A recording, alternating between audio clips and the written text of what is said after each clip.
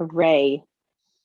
Hooray. All right, we are now streaming, and I'm going to go ahead and hit the record button after I share my screen. Da-da-da-da. Let's see. So, Oh, I accepted the grant, so good. hooray. Ooh, Okay, recording is about to start. Okay. Just so you know. Oh, where'd my little guy go? Wipe away that frown. There's probably some saying about fitting. Okie dokes.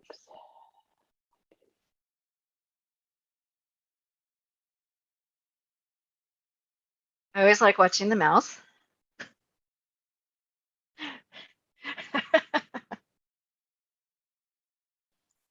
I know. We'll get a new system for one of these days.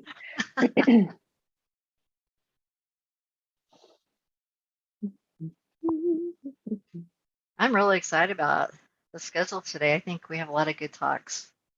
Yeah. I mean, yesterday too, but actually the whole vendor summit's been, the lineup has been really good. Yes, it has.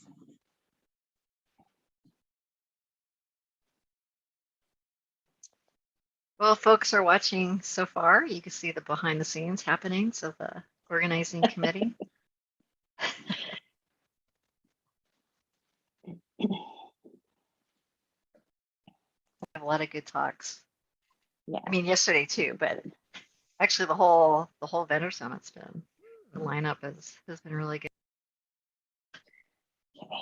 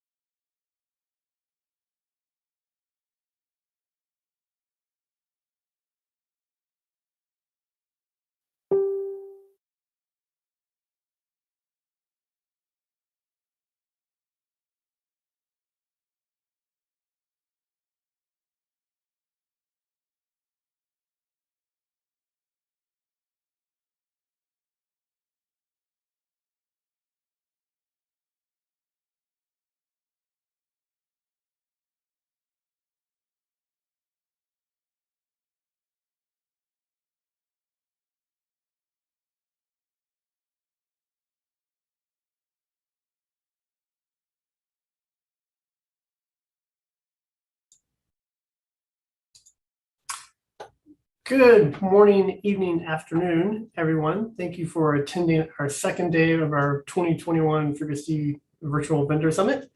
Hope you enjoyed yesterday's talks. They're all up on YouTube, and we're going to be streaming again on YouTube today. So just like yesterday, feel free to ask questions of our speakers during the talks. You can use the Q&A feature if you're on the Zoom webinar. You can also ask questions in various chat platforms. You can do so on our YouTube stream. You can do so on the Dev Summit channel on FNet IRC or on FreeBSD Slack, as well as the Dev Summit channel and FreeBSD's Discord. Please prefix your questions with Q: so that we can recognize them and help forward them on to our speakers. So with that, our first speaker for today is Arka from Dell, who's going to be talking about Open Channel SSDs. So I'm going to turn it over to you, Arka, if you're ready to go. Yeah, John. Okay, I'll let you get your screen sharing set up.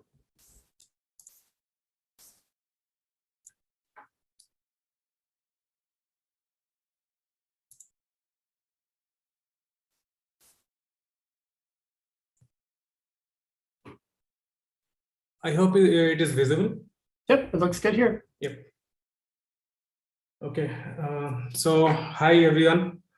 Myself Orko, and I've been working with Dell EMC last 2.5 years, and out of that I joined the Isilon project last year.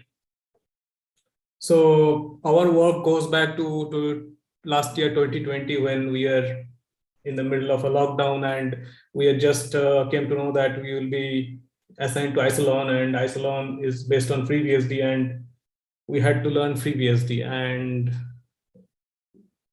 myself and Amit, we both have been we both worked for a while for one of the major SSD vendors, so we have some exposure to flash translation layer and SSD inner workings. Therefore, we thought one of the best way to get into FreeBSD would be to directly delve into one of the this light NVM, which is implemented in Linux, and we decided to implement it in FreeBSD, right? So that's all this work is all about. And with that said, let's start.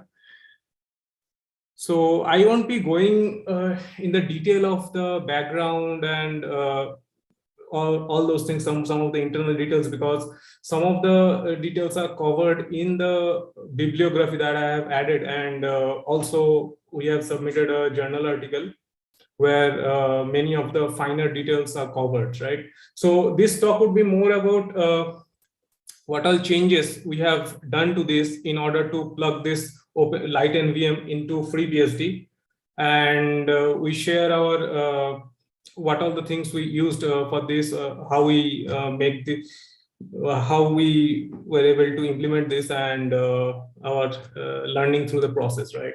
So here is one brief comparison of a traditional SSD and an Open Channel SSD. So in the left-hand side, what we see here in the traditional SSD, which will present a block interface, which will have a logical block address or LPA to the host. And let's talk about, if we talk about NVMe, which is the host controller interface for flash-based SSDs, and internally SSD will have the functionalities which have been shown in gray, which are data placement and media management, L2P, which is logical to physical management, and IO scheduling and all, right? So Open Channel SSD divides this, and some of the responsibilities are placed in the host, as seen in the right-hand side. So the data placement and the L2P table, map management, and scheduling of the IOs, and some of the NAND management stuff are dispatched to the host, and some of the low-level NAND management, like error detection and recovery, and some of the wear leveling related information are still maintained in OCSSD. So one fundamental difference between OCSSD and earlier MTD devices is that MTD devices typically are raw NAND. In this case, it is Open Channel SSD is not just raw NAND. It still has a controller. Obviously, the controller capabilities need not be that much of a traditional SSD, because the responsibilities are less, so computing resources are also less. For those who are familiar with the NVMe would recognize that this is the NVMe submission queue structure, which is a 64 byte, and OCSSD made some extension here, and two extension would be for, let's consider for read-write commands. The command dword 0 and command dword 10, typically for traditional NVMe command, it is an integer and it denotes 64-bit LBA and start LBA of the operation. And in this case, this won't be just an LBA. Instead, it would point to a host memory in DMA space, and that host memory would contain a list of PPA. Even though OCSSD specification is they name it as LBA list, but it is actually list of PPA, which is nothing but the addresses in physical NAND. So PPA stands for physical page address, right? So as I mentioned in the article also, that NAND is divided in channels, and then further it is further divided into dies and planes, block, page, and so on.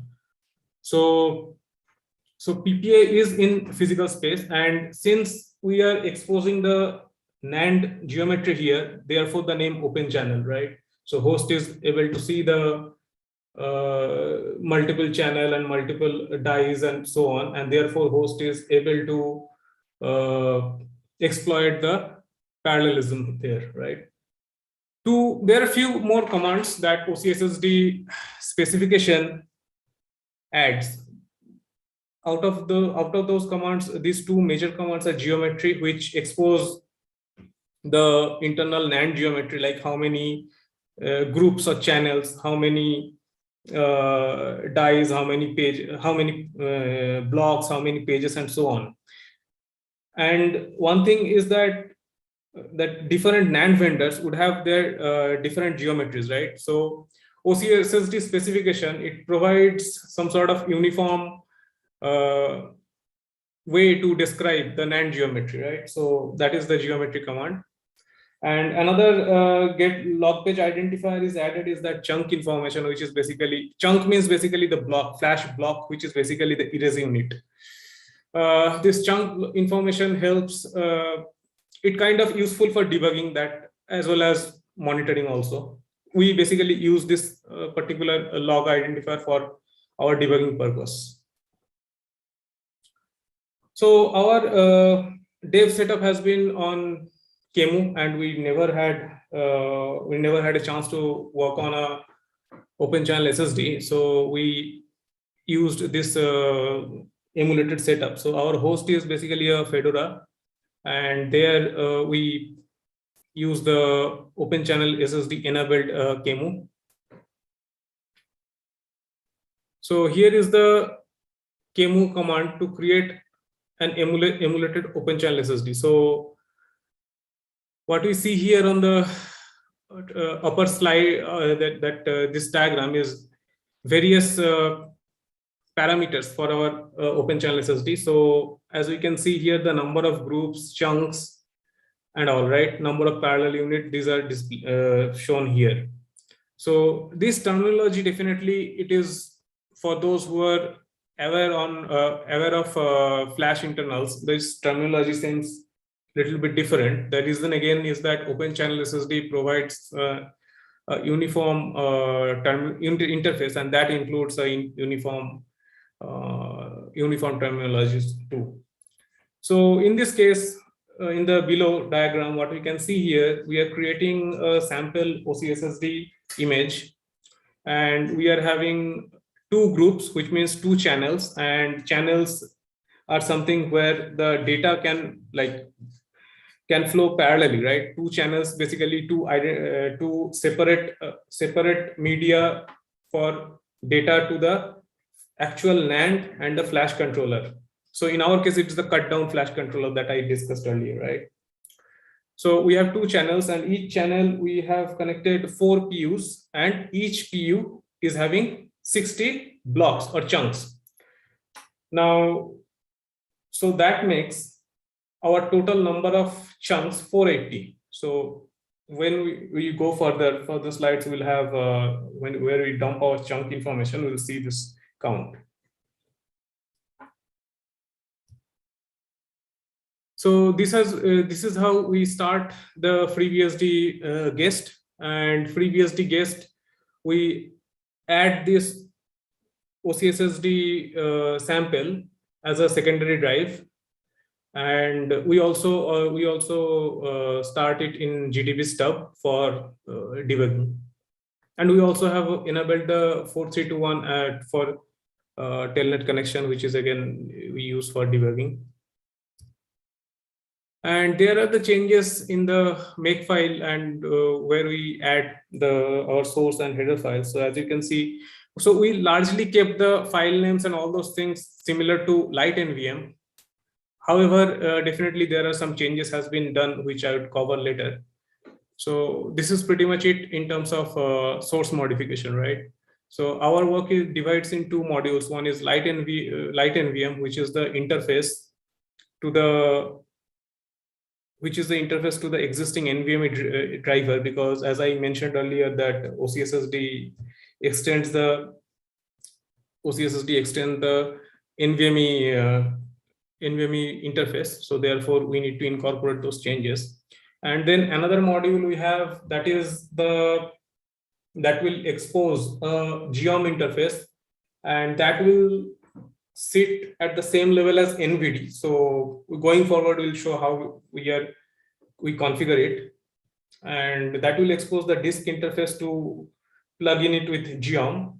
And the other component is the PBLK, where we implement our FTL logic. So this is the depiction of what I said in the previous slide. So as we can see, the NVM core is basically the module which is kind of a broker between our FTL and the underlying NVMe. And NVMe is also augmented by some modification which is needed for OCSSD. And all the communication, our NVMe core with PBLK and light NVM is done via BIO, right? So that is where it largely different from the Linux implementation, because in case of Linux, we have this block MQ, and block MQ kind of for each BIO, they have this back and forth BIO passing to block MQ to their FTL. But in our case, it is largely unidirectional flow, right? So one quick example would be we have a host side cache, so we don't directly write to the flash. So suppose we have, and we also have a writer thread that picks up the data from the cache and flush to the NAND and update the L2P map. Now, let's say we receive read commands, and in such that part of the read is in cache and part of the read is in NAND. So in this case, our approach is creating child BIOS, and we complete for data to be read from the cache, it is simply a memcopy operation. But however, for data to be read from the NAND, we need to pass it down to the underlying device through NVMe, and we need to wait for the completion. And once the data is ready, then only you can complete the BIO. So the idea is pretty much the same how NVMe or any other module for that matter splits up BIO and completes the BIO once all the children are completed, right?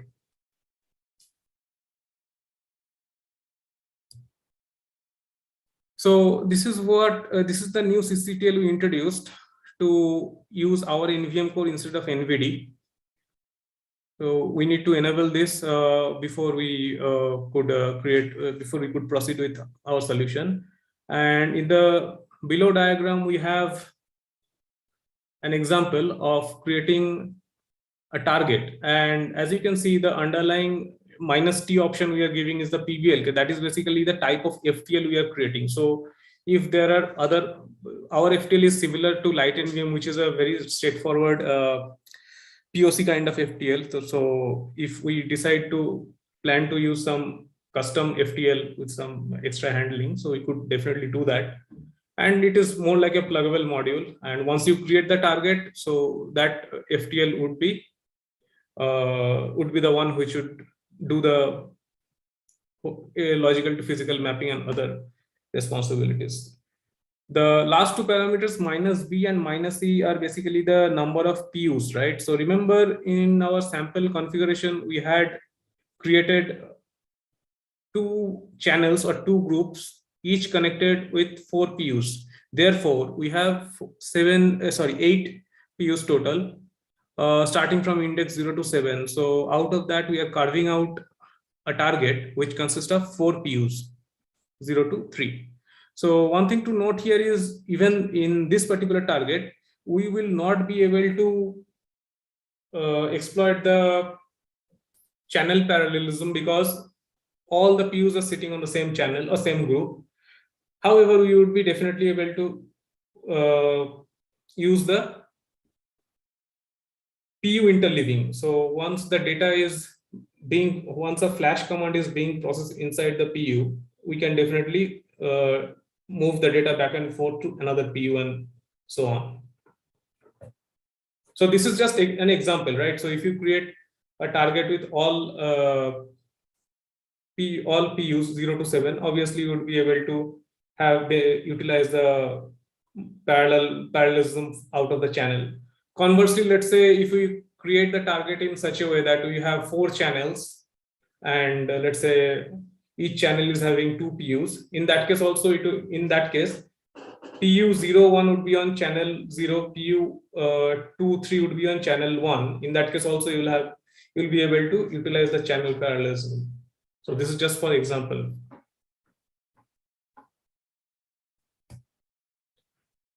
This is the internal striping that we do, and in the top left corner, what you see, the line layout. So line is basically we take chunk from each PU and create a line to have this striping. So remember, we created the target with 4 PUs, and each PU was having 60 blocks or 60 chunks. So if we see here, the line 0 consists of PU 0, the chunk 0 of PU 0, chunk 0 of PU 1, chunk 0 of PU 2, and so on, and chunk 0 of PU 3. So for we mark them in a flat incremental manner for our understanding, but they are basically PU zeros. On the left hand side, this is basically the internal of a single line. Okay, and this is relative to each line here, right?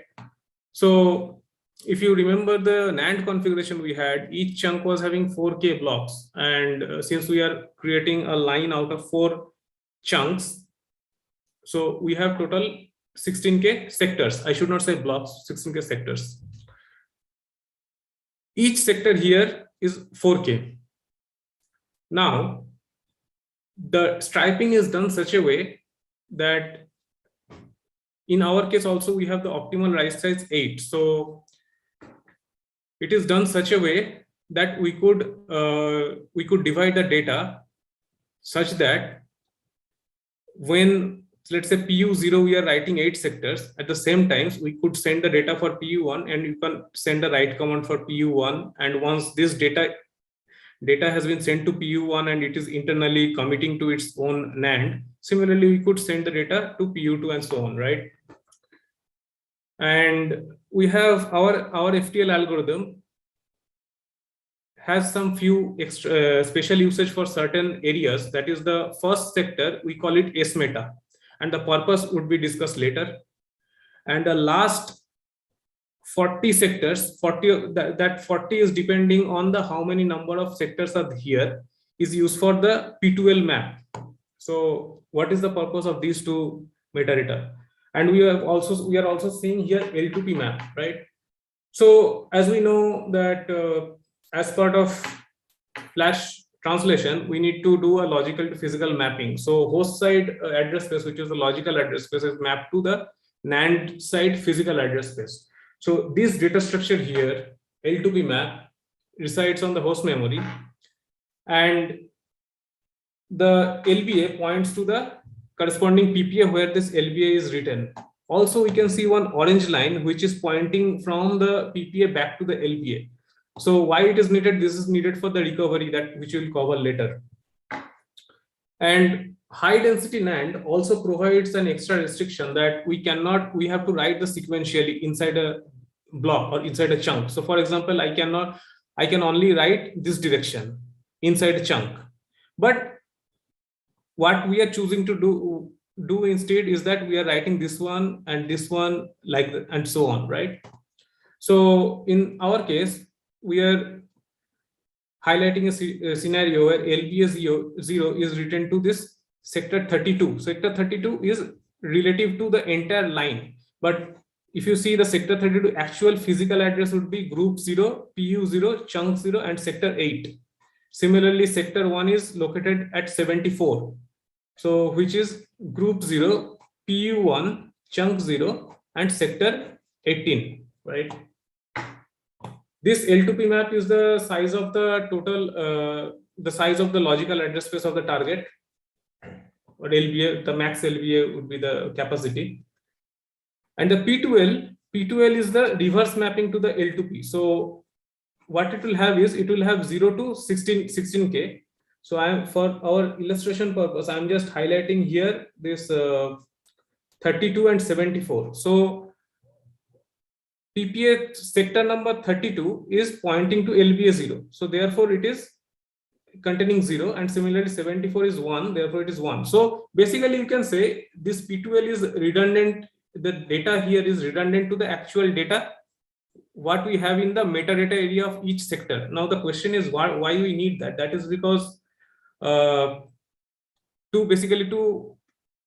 speed up the recovery process. If we did not have this P2L map, otherwise we have to scan all the sectors for the metadata and we have to update our L2P map. So to save time, we are doing this. But it is also possible when you shut down the device, you may not be able to close this line, right? So you may be somewhere in the between. In that case, we cannot write P2L, so we have to resort to this sector scanning. So we use the NVMe CLI from the ports, CCUtils NVMe CLI, and we added one extra functionality, that chunk information log page that I was talking earlier. And you can see the total number of chunk is 480 because that's how we configured our OCSS devices. And it dumps few data that is useful for debugging, like the start LBA of the chunk. And LBA here is a little confusing. So you can interpret as start sectors, because LBA we typically refer for the host, for the LBA address that host refers to, right? Write pointer is where is the current write is being done. So I said that write will be sequentially inside a chunk, right? And also I must say here that this one line is for one chunk. It is not for the striped line, right? And it also shows the state. So currently there is nothing, and if it is completed, it will be closed. The WLI is basically the erase count, the number of times this chunk is erased, which we'll use for wear leveling. This is our sample test script. So we use FIO to verify our read and write. So this is where we are writing around 64 MB of data at this offset, 128K offset, okay? And once we write, so 128K offset, this is in physical, this is not in physical address space, this is in logical address space, right? And this 128, this 64 MB data, once it is written to the OCSS NAND, obviously it will affect the chunk log information that we have seen earlier. So I have attached the chunk log here. So if you see that what happens after running 64 MB, writing 64 MB data, and you can see how this chunk number 0, 60, 120, and 180 change, because that is what forms the line 0, right? and the line 1 consists 161, 121, and so on. L2P recovery is basically the procedure once your shutdown, once you do some write and then shut down, maybe normal shutdown or abrupt shutdown. But to have to have the OCSSD operational and correctly access data, you need to rebuild the L2P map. Now, L2P map is basically residing on the memory, and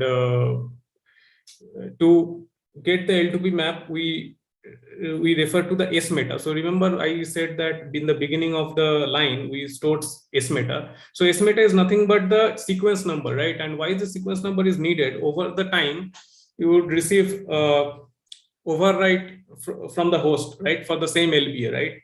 And when we allocate a line to accommodate incoming writes, we assign the sequence number, which is a monotonically increasing integer. So higher is the sequence number, denote the latest data which is containing the LPA, right? So in the boot up process, after the first boot up, after the first shutdown, when we boot up, basically the second time when the device is coming up, what we do is we create a sorted list based on the sequence number, and we start scanning. We first attempt to scan the P2L, which is the last 40 or so sectors, depending on how big is the striping of the NAND. And we load from the P2L map, we construct the L2P map. So in case the P2L is failed for some reason, reading the P2L area is failed for some reason, or scanning the sectors. So what we do is we scan the sectors and we create the L2P map. So that is the reason we maintain a redundant information. Or it is also possible the line was not closed. So in that case, you will not have a P2L map. So you have to scan the sectors, right? So we had a plan to add one more functionality in the specification, that this sector scan, right? We are scanning the meta area of the sector. We are not reading the entire sector 4K data.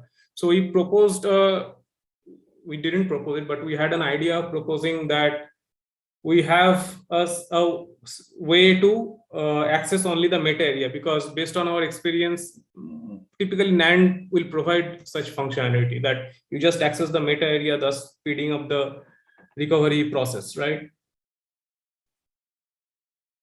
So these are the bibliography that we refer for our work, and I have attached a small video that you can download and take a look at when you get the slide. So I think I am ready for the questions now.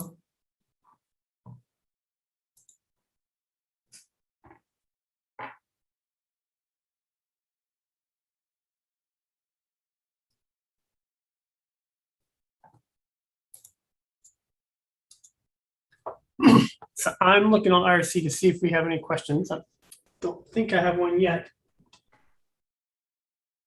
Yeah, please go ahead.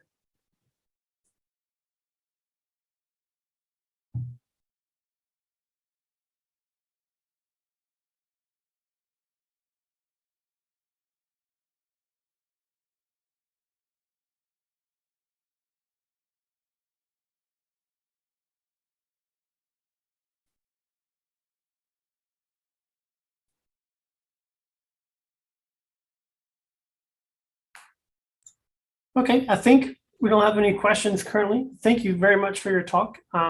If folks have questions, they can ask you on IRC during the rest of the conference today. I know Warner from Netflix wasn't able to join until later in the talk, so he might have some questions for you perhaps. But for now, I think we're going to go into our first break for the next about, let's see, let me check the schedule. I think we have a 15-minute break before our next talk. So let's go ahead and take a break, and we'll be back in a little while. Thanks, John.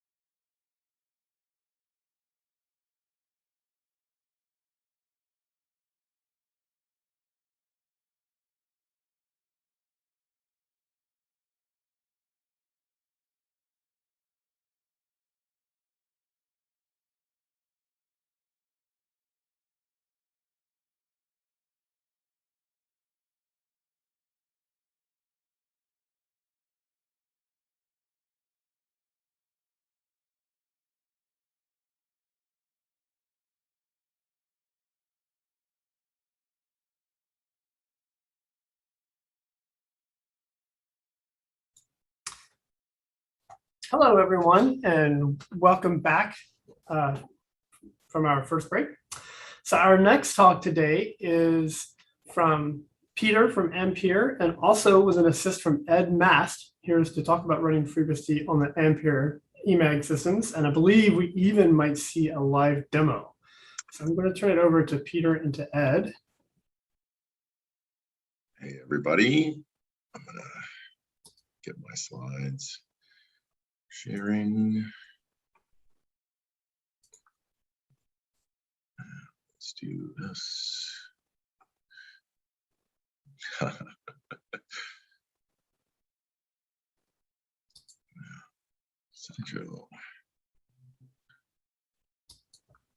There we go. Hey, everybody. I'm Peter Pouliot from Ampere Computing, and I work in developer advocacy. And I'm here with Ed Mast today to talk about running FreeBSD on the Ampere Altras, not the eMAGs. So what we're going to talk about is a little bit about the FreeBSD AR64 timeline, a little bit of information to make you familiar with the Ampere Altra. We're going to talk about the Ampere Altra A1 instances that are found and freely available in Oracle's cloud infrastructure. And then we're going to use those free resources to do a demo of FreeBSD running on the Ampere Altra. And then I'll give this slide to Ed to kick it off. Yeah, so this is just a timeline of FreeBSD's involvement with AR64 or ARM64 as we call it. For the FreeBSD architecture name. So the whole project began roughly a decade ago with Andy Turner sort of in the FreeBSD community starting to poke around at the new and upcoming 64-bit ARM architecture. And the foundation recognized that this was a pretty important architecture on the horizon. So a couple of years later, we started sponsoring the effort, working with Andy Turner directly and SemiHalf with some funding provided by ARM and from Cavium at the time, and basically just kind of coordinated all of the effort on the FreeBSD port to AR64. And then a couple of years after that, FreeBSD 11.0 was the first release that we had with AR64 support included out of the box in the release. There were still a few rough edges, but it was available. We had release images, and it was a working release. There were a few additional toolchain things that we sorted out after that, and a few outstanding issues to resolve leading up to just last year. The core team agreeing to promote AR64 to be a tier 1 architecture in FreeBSD. So we now have 64-bit x86 and ARM as the tier 1 architectures in FreeBSD at this point, moving forward, and continuing to work on support for new security features and other enhancements in later ISAs. And so what does tier 1 mean in the FreeBSD context? Basically, the tier 1 status is a number of commitments that the project makes to users of that architecture. It's also a sort of an implicit statement about the quality and stability of the architecture, but specifically it means things like we provide install media and pre-built cloud images with our release engineering process. It means that binary packages are available for the architecture in our package collection. We provide security updates, both in security advisories and security updates in source and binary update form. Kernel and user interfaces are stable. So, you can use a binary that was compiled for an older version of a tier 1 architecture on the latest release. And it's included in our continuous integration and testing environments. And so all of these things are true for FreeBSD ARM64 today. And I wanted to mention this slide here just as a sort of to demonstrate or to highlight the importance of AR64 in FreeBSD's future and why do we need to put this effort in the first place. So this is based on some data from ARM, and this is specifically for the desktop and laptop market, which is perhaps not where we've typically had our focus in the past, but I think it really does highlight the importance of AR64 in the overall ecosystem. We're expecting that ARM64 machines will comprise a very good, very sizable fraction of even the desktop laptop market in the next couple of years, and we've certainly seen that so far with the with Apple's end user facing machines. So a little bit about Ampere. So Ampere is a passionate, experienced team, committed to building the next generation of server processors based on the ARM64 architecture, and we're targeting today specifically cloud and edge use cases, but we are essentially building a general purpose AR64 processor for your data center. Our company's headquartered in Santa Clara. However, we have a worldwide presence with offices in India, China, Vietnam, as well as multiple cities within the United States. And Ampere is really focused on disrupting the industry by providing the highest core count and core density in your data center, as well as the highest performance per watt and the lowest power per core in our products. And we've been working with the FreeBSD Foundation for a little over, well, almost a couple of years now from my time here at Ampere, both with donation of hardware resources, as well as ongoing efforts to try to ensure that FreeBSD is a first-class citizen on Ampere platforms. And then a little bit about the Ampere Altra. So, the core tenets of what we designed into the chip are some things that we talk about specifically are the predictable performance. Essentially, the Ampere Altra uses a single thread per core. So because of that, it causes predictability. Because we have such a large amount of cores, it gives us, and a single thread per core, we're not as susceptible to some of the problems that multi-threaded cores have. Because of the high core count, it gives us unprecedented scalability. As such, comparatively to our competition, we do have the best price per performance than others, and a lot of that can actually be seen and realized in one of our customers that's utilizing it in their cloud infrastructure today, specifically Oracle, who currently charges about $0.01 per core hour for an Ampere Altra processor core. So, as we were saying, the Ampere Altra delivers the best price per price and performance in the industry. The Ampere Altra Max has basically 128 cores. The Ultra is an 80 core. Both come in a 2P configuration in our Mount Jade platform. The Mount Jade platform is an OCP certified and OCP accepted platform. All the cores in the Ultra platform are Neoverse N1, and they run at 3 gigahertz. There's a large and optimal cache hierarchy, large network I/O and bandwidth, and it's great for ML inference, acceleration. And our goal is to be the leader in the power, basically power per core, in terms of leading the industry and the green data center movement. So then, we try to maximize the Ampere Altra for both scale and security.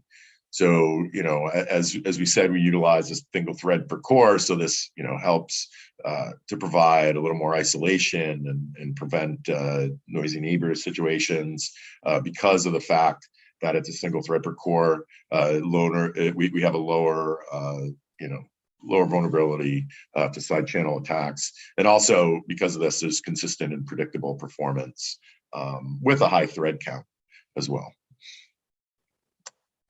This is what an Ampere Mount Jade platform looks like. And as I said, it's a 2U, 2P configuration with up to 256 cores using our UltraMax processor. And it's the first AR64 server contributed to the Open Compute project. And obviously, as I said earlier, we're shooting to be a cloud native processor, but that's capable of satisfying computation for general purpose workloads. So we feel that it works great across some of these type of standard industry workloads that you would find in a cloud provider.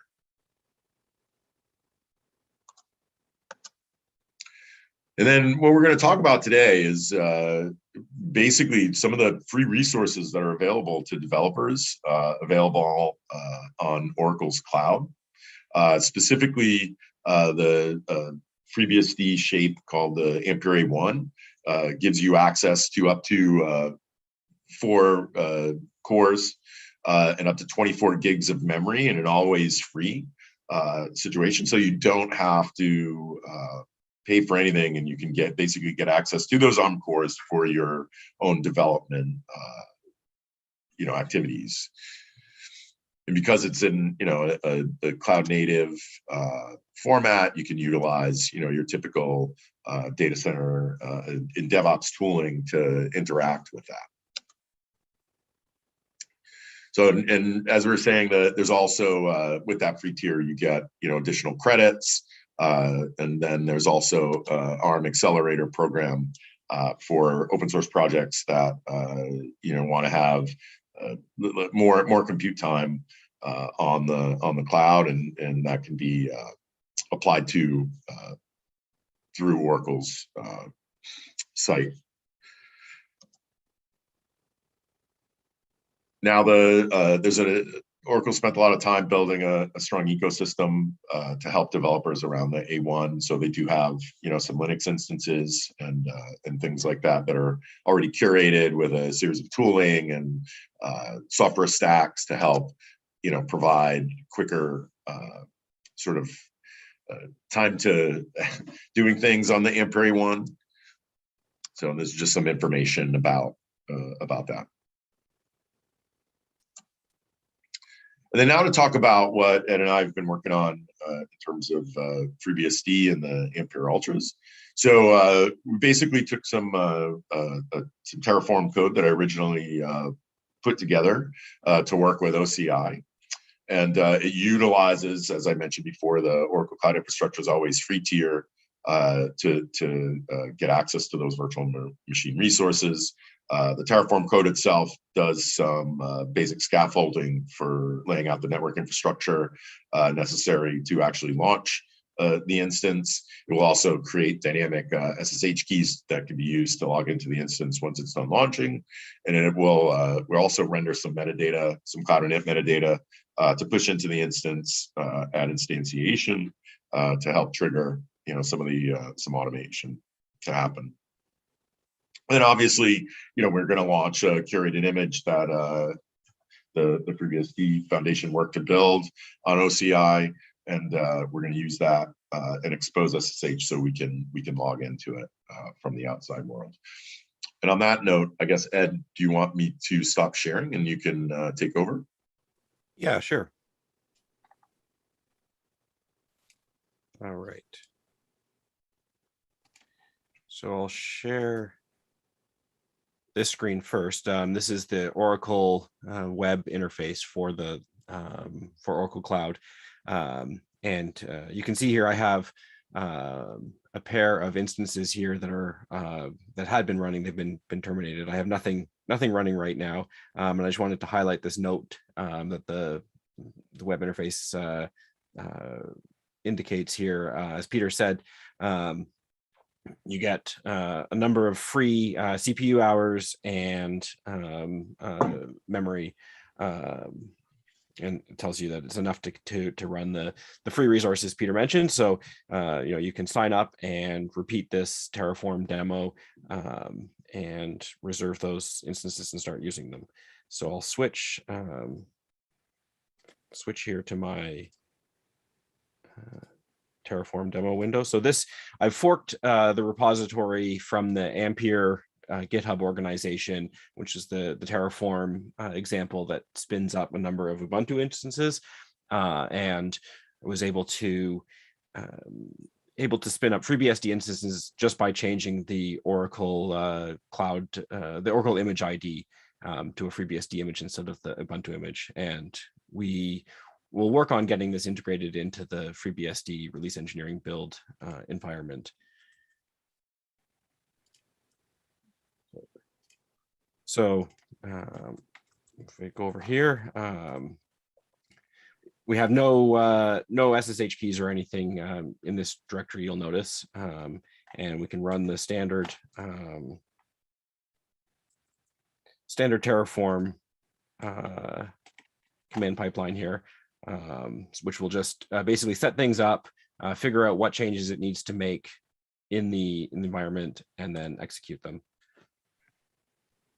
And so what's going to happen is it will actually create a set of ephemeral SSH keys here and install them into the instances that it will instantiate and have running. So this will just take a moment. It's about a minute or so to provision the new instances. I just wanted to also mention a lot of the work that went into this. Dave Kottlehuber also put a lot of effort into getting things up and running in the Oracle environment, and it's the image is stable and working well now.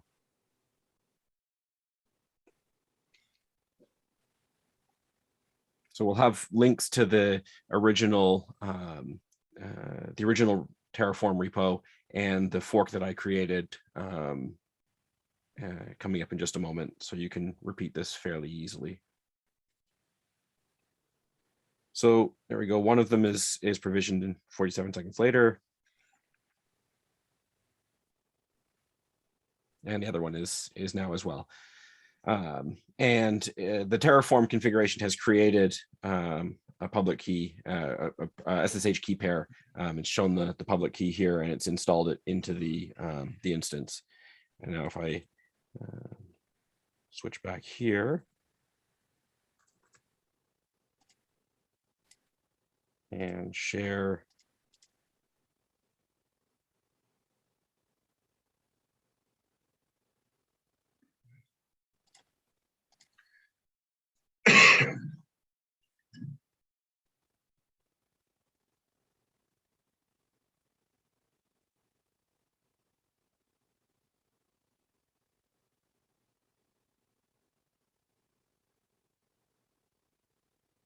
this, we can see that I've got two instances running in the console now, with the addresses shown.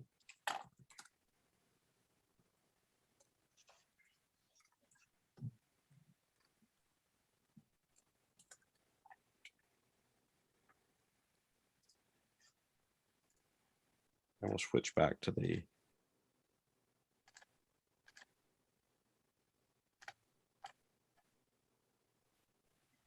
Terraform window over here. Now it might take just a moment. The minute or so is for Oracle Cloud to provision the instance, but it's still running the cloud init and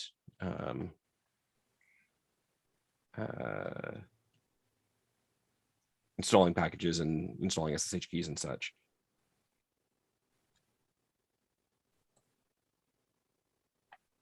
So I'll just give it a moment to come up.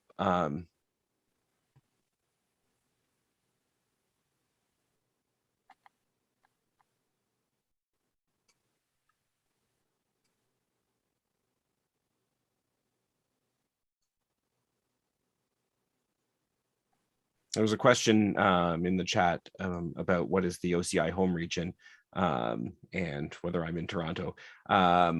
I'm certainly near Toronto, and I've chosen the Toronto region for my my experimentation. They've got data centers in quite a few locations in the sort of usual expected places. Yeah, I will. One thing to note, I do know that they've been very successful with their launch of the Ampere A1 instances, and as such, depending upon the region you're in, there may not be actual, there may not be enough capacity.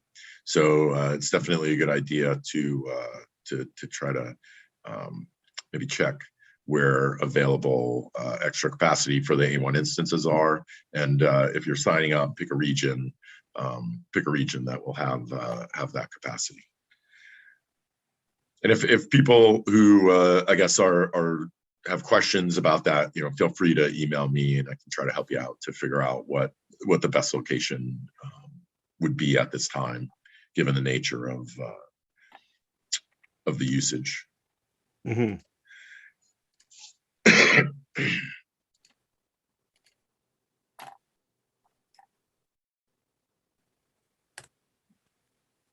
So here's one of the instances that's been provisioned. So you can see it's a current snapshot that I built recently, but we're going to work with the release engineering team and get all of the build steps integrated into the regular snapshot and release build process. So there's a few packages that come pre-installed basically as a result of having Cloud Init included in the image, which is what takes care of setting up the SSH keys and running anything that needs to be installed as part of the provisioning. So basically that's, I guess, the quick demo of getting some free instances running, FreeBSD instances running in the Oracle Cloud free tier. So with that, I will stop this share and let Peter take the screen over again. Alrighty, let me see. There it is. All right. Let me get back to where we were.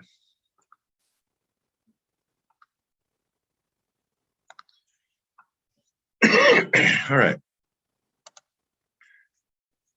So, what are the next steps as we were talking about for FreeBSD and these images? My goal when reaching out to Ed was to have FreeBSD be a first-class citizen for A1 instances found in OCI. So our goal is to work with the FreeBSD Foundation to help them get official released images curated for the Ampere A1s into the Oracle Cloud marketplace.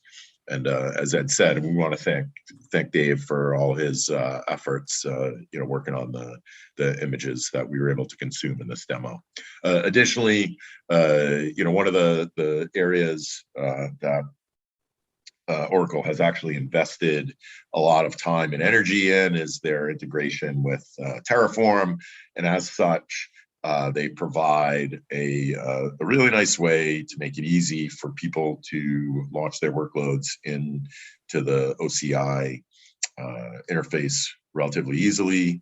And ideally, what we'd like to do is clean up the demo that Ed and I have been working on, make it a little more polished, and then also have it where anybody could one-click a button out of the repository to have an instance launched directly on the OCI cloud.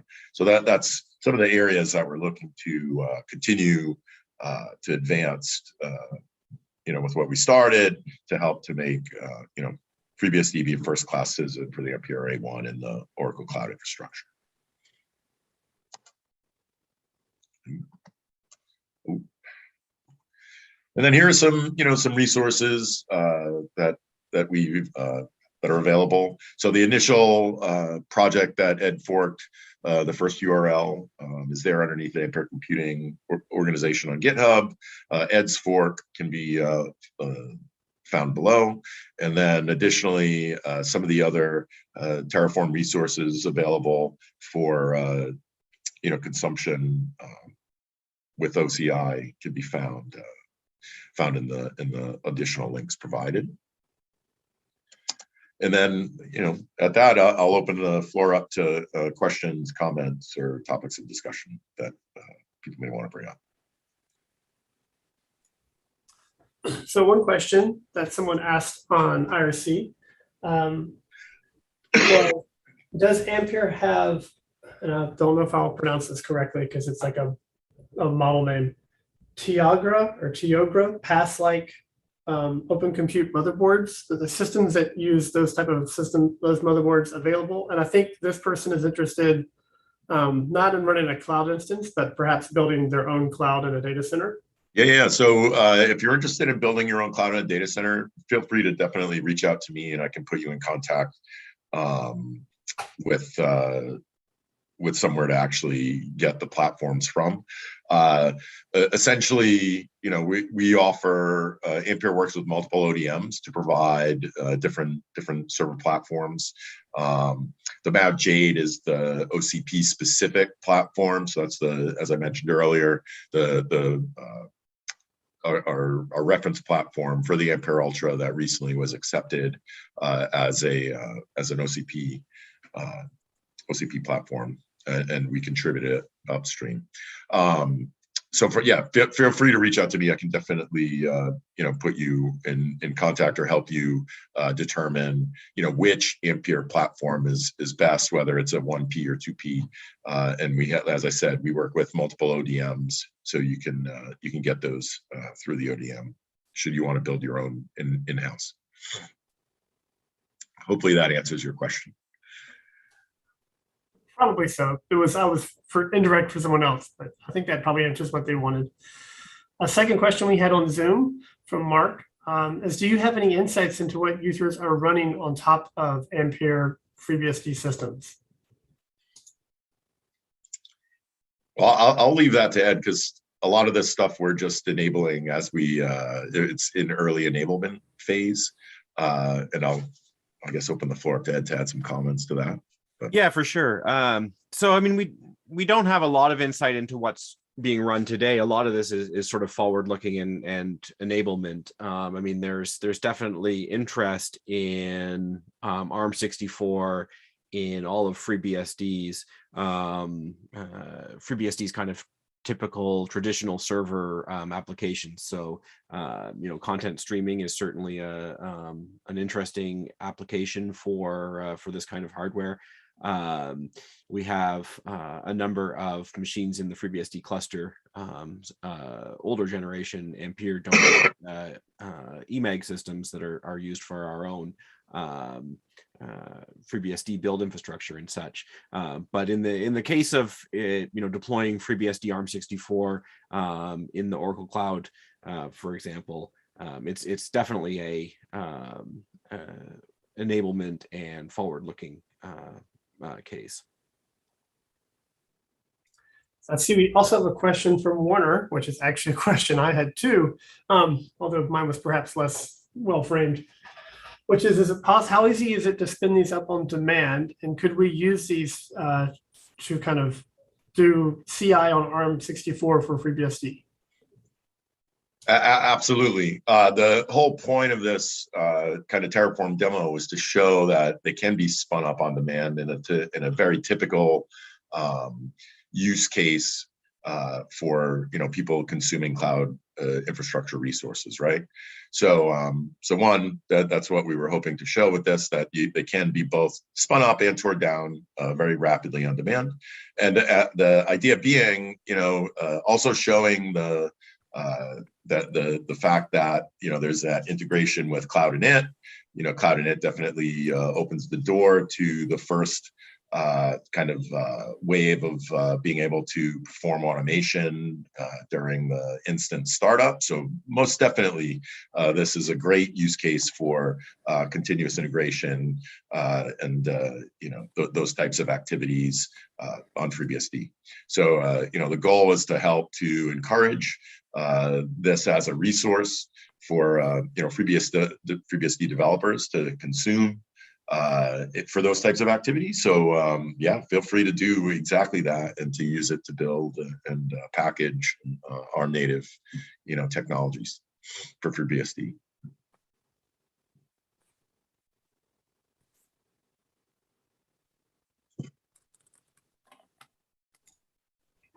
Okay, so I think that's all the questions we have for now. Thank you very much, Peter and Ed, for your talk. And I think we'll go ahead and move into our next break for about 10 minutes before we come back for our next talk. Thanks, everybody. Appreciate the time.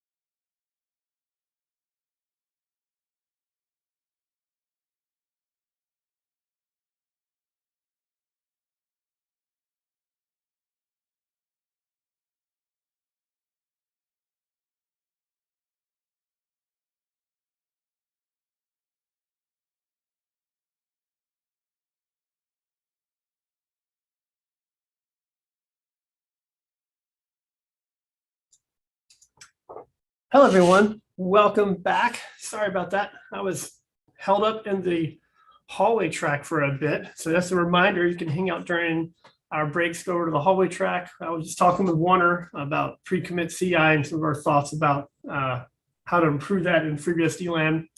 But now it's time for our next talk. So we're going to have Steve Kiernan from Juniper come to talk to us about Juniper's use of FreeBSD. So I'm going to turn it over to Steven.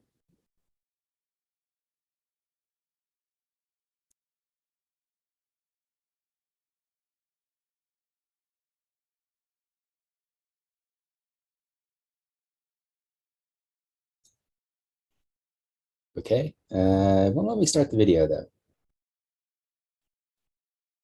So you don't get to see me.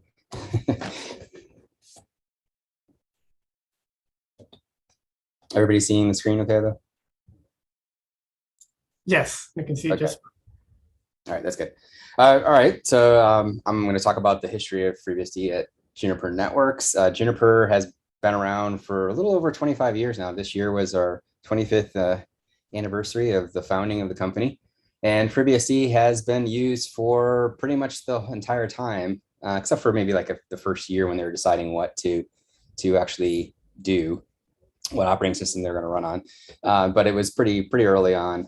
So I don't have a slide for talking about Juniper. In case anybody doesn't know who Juniper Networks is, we make routers, switches, firewalls, do cloud related things, a lot of stuff for backhaul for 5G. And if it's networking, we probably do it. So been around for a while. I've been at Juniper since June of 2004. So it's been a little over 17 years. My history for, okay, here we go. Start my video. Here you can see me now. My history for FreeBSD, I've been using FreeBSD since the 1.1.5 days when I stole some space off of my brother's hard drive on his computer to run FreeBSD during my college years. So it's been a long time for me. And I'll talk to you about what's been going on with FreeBSD at Juniper. So let's see. Here's the agenda. I'll show a timeline of different eras, what we, from the engineering side, what we, projects that happened and the errors that fit with those. So these are the list of those. The early years, this is from the start of the company to probably about around Junos 5. Then we had the Freeway project, the Turnpike project, the Autobahn project, Occam, Obelix, and then I'll talk about what our current plans are for that are actively being worked on and things that we want to do in the future. So 25 years of Juniper, as I said. Here's the early years. Was 1996 was when Juniper was founded. And in July of 1998, FreeBSD 2.2.7 came out. Juniper had started with the stable 2 branch and had imported different versions of things over the years up through the first release, which was September 1998. The M40 router came out. And then you had the FreeBSD 2.2.8 that was shortly thereafter. And in around that time, I don't know if it made it in the 2.2.8. I hadn't looked deep enough then to see, but PAM, the Radius libraries, and TACAX Plus and things like that came in. But you can see some other things, BMake, and then November 2000, FreeBSD 2.2. Then we got into the Freeway project, and I'll talk about each of these a little more. So I'm just going to go over this quick here, the timeline. Junos 5.0 was in August of 2001. That was during the Freeway project. Then we had the first MIPS platform. FreeBSD 4.10 was after that, and Junos 6.4 was shortly after that. And the J-series router, I'll explain why that's kind of significant there. And then we had in 2004, there was another project called Turnpike. Junos 7.3 happened then. Verified execution code came in. Junos 7.5 was in 2006, and FreeBSD 6.1 was in May of 2006, which then the Autobahn project used. And that's when Junos 8.5 had the results of Autobahn. And we went from CBS to Subversion The first ARM-v5 platform was in 2009 that we used. The first PowerPC platform we had was in 2010 with Junos 10.2. And then we had the first 64-bit x86 release was in Junos 10.4. Occam, I should say that. So I worked on Turnpike. So everything from Turnpike forward, I have had a hand in myself. Occam was a pretty significant project. I'll explain why, but we went to FreeBSD 9, then we had the Mac Verexec code. BMake was contributed to upstream. DRV and network NetStack module, I'll explain about that later. FreeBSD 10.1 came in November of 2014, and then Junos OS 15.1. You can notice that we went from Junos to Junos OS. There was a marketing name change then. And then in 2016, there was the first ARM-v7 release that we had. And then we moved to FreeBSD 11.1 before we actually shipped the results of Occam, which was in 17.4.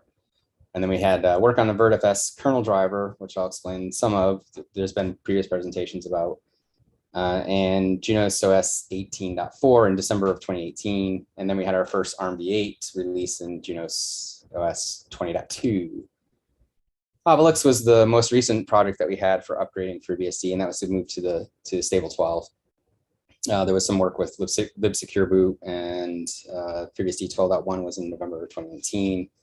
And it took us a little while before we had the results of Obelix shipping in Junos OS 20.2.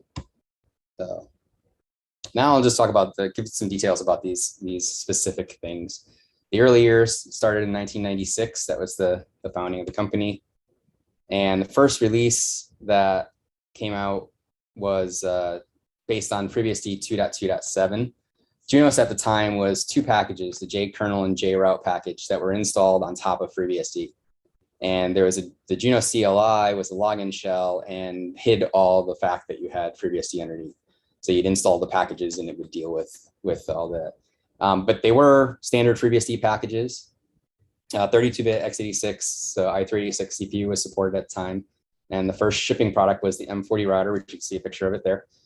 That was in September of 1998. And very shortly after, the Junos code moved to FreeBSD 2.2.8, just actually weeks within when 2.2.8 was released.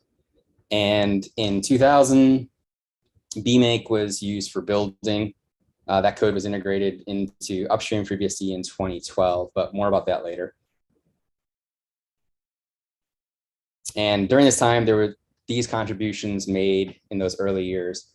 PAM support was added in 1998, contributed to FreeBSD, and the Radius and TACAX libraries were also contributed as part of that. And the GDB remote debug protocol for kernel was added then.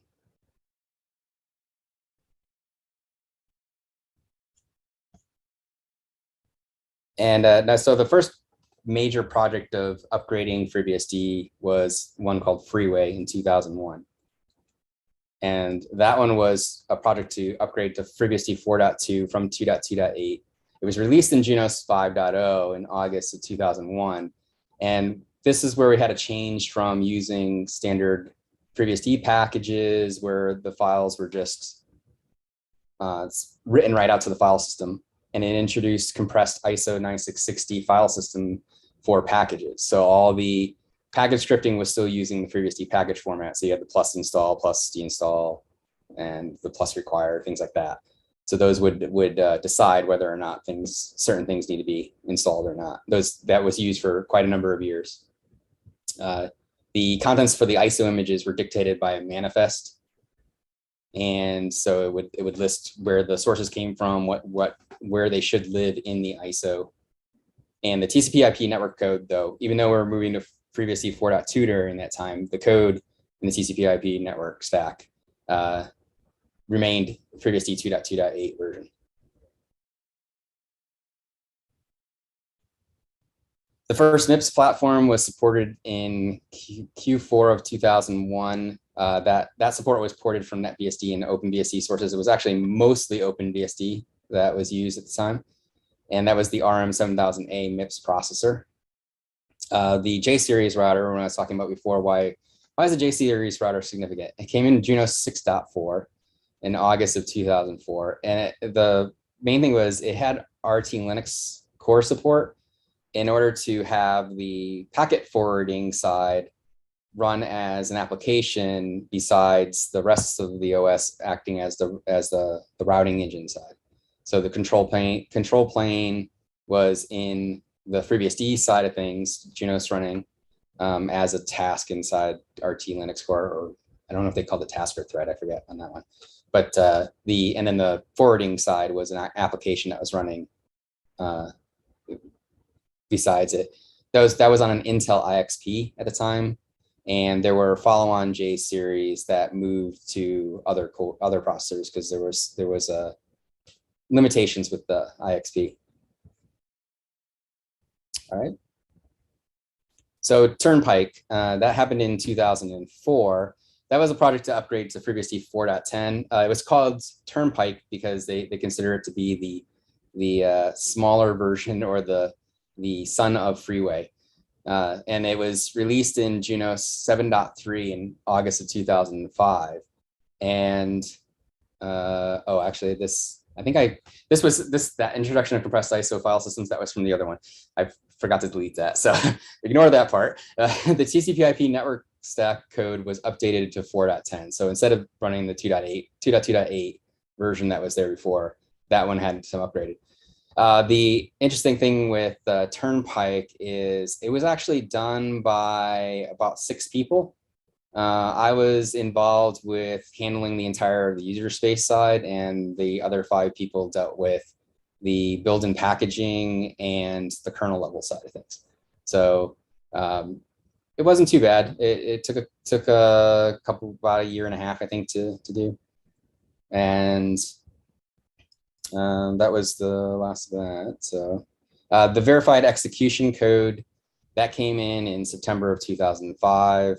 Simon Garrity had done that work, and it was originally obtained from NetBSD. So the NetBSD had the VeriExec implementation, and what it does is it only allows you to run binaries or open files that match a fingerprint or a hash in the kernel database. And there's been many changes since the O-verify flag was added to be able to open a file from a program, and you could say that I want you to validate that this is verified. And then we had some changes, some optimizations that were done because of the fact that we use ISO 9660 images for our packages. We could also, instead of having to calculate the fingerprint for each executable that you run and match that against the database, we could verify the entire ISO, and if the program that you're trying to run comes from that ISO, which is, it's a read-only format, you can't modify it once the ISO is mounted, then you don't have to go and match the hash of the program because the entire package, the mounted package is already validated. So that was one of the other changes that we did. Autobahn came in 2006.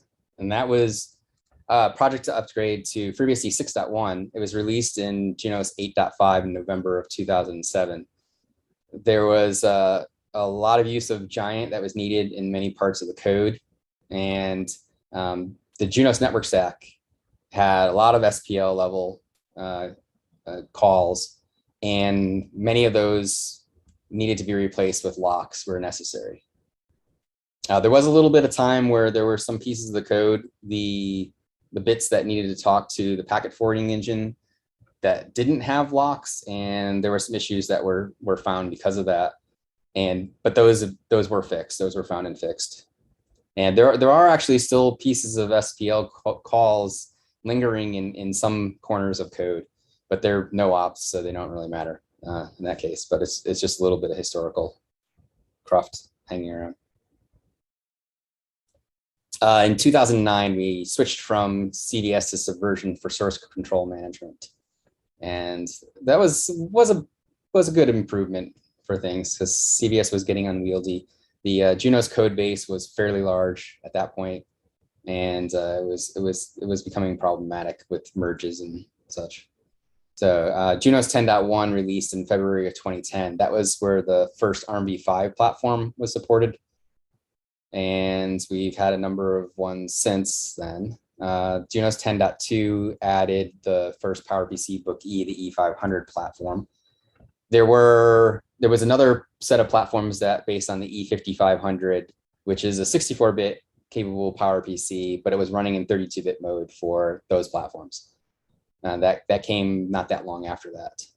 And in Junos 10.4, which released in December 2010, we had our first 64-bit x86 release. And that was only really possible with us having moved to FreeBSD 6.1. That was the, for anybody that's familiar with Juniper hardware, that was the MX series routers with the K2RE or the RES 1800, which we had ones that were shipping that had 2-core and 4-core, but prior to 10.4, you only were using 1 core. So from the Autobahn time and in that era, and that time after, there were a lot of contributions to FreeBSD. I picked out the key ones. There were a number of bug fixes and other things that aren't on this list. So the 32-bit PowerPC kernel core file support for libkvm was added. There was MIPS support for gprof and thread debugging. Kernel profiling for PowerPC, that was AIM and Book E. Marcel Moulinar did that work. The CFI driver came in. Mini dump support for 32-bit ARM, which was contracted through SemiHalf, and for PowerPC, that was contributed. GDB server support for ARM and PowerPC. FPA floating point format on ARM, which doesn't get used anymore. And ISR statistics in NetStat and network stack parallelism improvements. Those were together. That was sponsored development. We had Robert Watson do some work to improve parallelism in the network stack. Because before that work, most of the network stack pieces, you're pretty much doing something that was equivalent to Giant in all the cases. So, and that there was a lot of problems with being able to parallelize things. There's been changes that have been done since for that.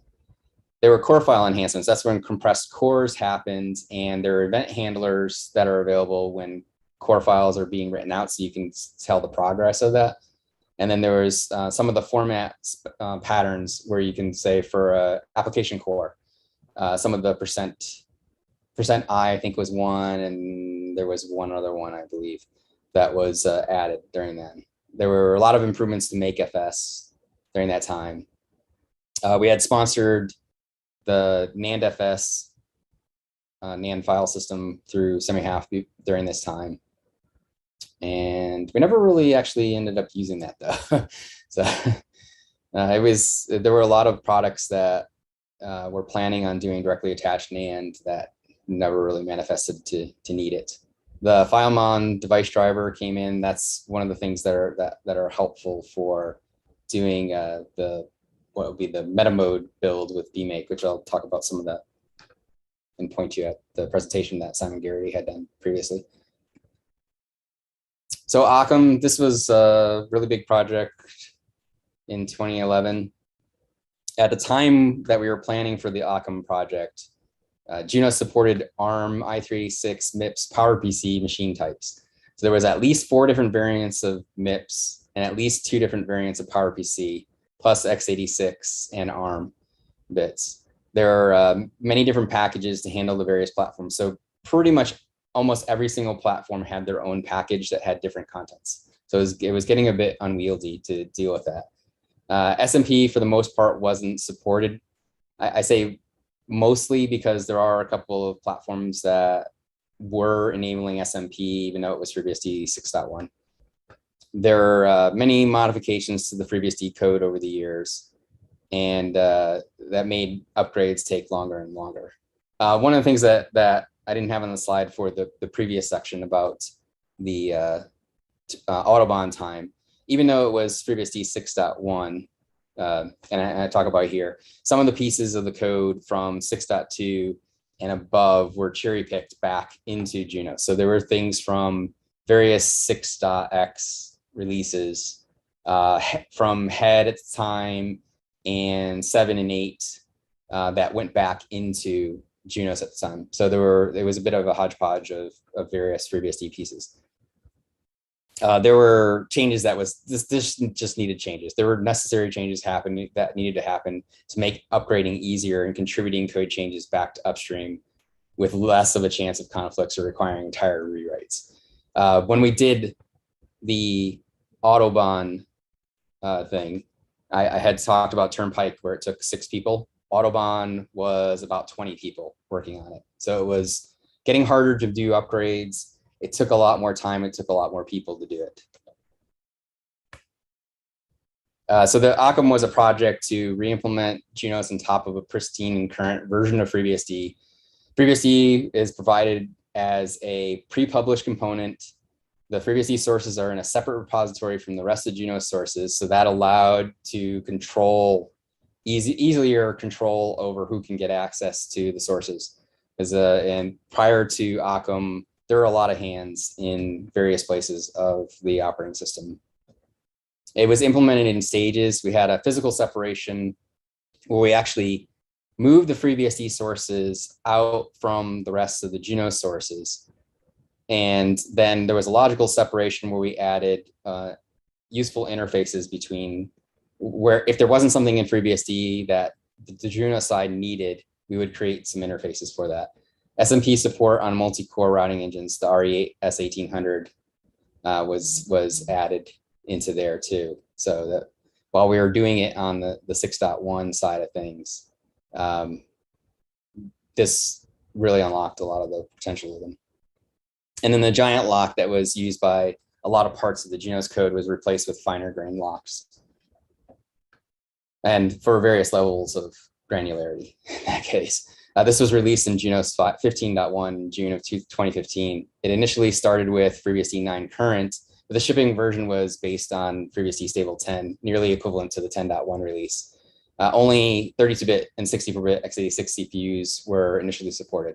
And I had said we had lots of products that were based on other things like PowerPC and MIPS and ARM, but none of those were supported for that time. A lot of those other platforms were starting to get end of life during that time. So the first ARMv7 support was shipped in Junos 15.1 x53d 50.2. Yeah, it's a long release number. June 2016, this was the EX2300 and 3400 switches, and it was based on FreeBSD 11 current. So even though our other products were shipping on something that was based on FreeBSD 10, we had to use current because ARM support in 10 was not usable really for ARMv7. So we needed to use something for 11, from 11, what was head at the time when we started the project, and eventually 11 shipped during the time that we were working on this, but we couldn't move to stable 11 at that point. ARMv8 support was shipped in Junos 20.2 release. And so I guess I was saying it was in 10, but in 11 even was a little bit, 10 was a little bit hard at that time because we were still working on Occam at the time that we were doing the ARMv7 one. ARMv8 shipped in Junos 20.2 release. We required some backporting of ARM64 mock-dep code from head to stable 11 that was done by Justin Hibbets because even though where we had stable 10 didn't have really good ARMv7 support and we needed to pull things from head. Stable 11 didn't have very good ARMv8 support. I mean, it was there, but it wasn't at the level that we would want for a shipping product. So we had to pull stuff from head during that time. The VertiFS kernel driver was added in 2018, and that's the Plan 9 file system support for virtual file system kernel driver. We have some platforms that run in cloud providers, and there are some platforms that actually have a Linux host and Junos runs in a VM. That was done mostly by platform teams that needed some drivers that vendors didn't have FreeBSD drivers, and the complexity of the drivers either through they wouldn't give enough details to be able to re-implement the driver, or which I think a lot of people are aware of the challenges with vendors sometimes. So the compromise was they would deal with the packet handling side in Linux, and everything else for the management plane would be in the virtual machine running in QEMU. So we needed some way. They were started with emulated IDE disks, and the performance from that was really abysmal. So you needed something that was better. And the Plan 9 file system, VertFS, what's called VertFS, was supported by QEMU, and Linux had support for it in the kernel. And there were user space drivers through things like Fuse that you could access VertFS, or you could use different transports. This is VirtIO based transport and not some of the network based transports. So there was a presentation done at MeetBSD about this, and we have sources available on GitHub, and we're working on getting that upstreamed.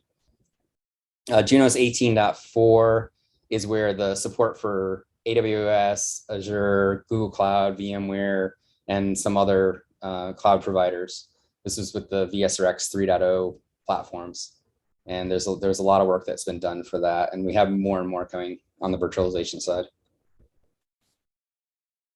The contributions during Occam, there's the DRV API that allowed us to, along with the network stack as a module work, allows for us to reuse FreeBSD network drivers with both either the FreeBSD network stack or the Junos network stack.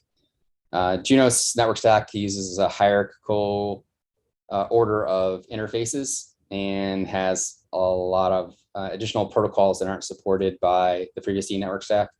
So there's plans to try to move forward. There's plans to try to pull things from one side or the other, but it's a challenge when you have, at this point, almost at the point of where we did that work, it was more than 20 years worth of historic code sitting in the network stack, and trying to change that is difficult.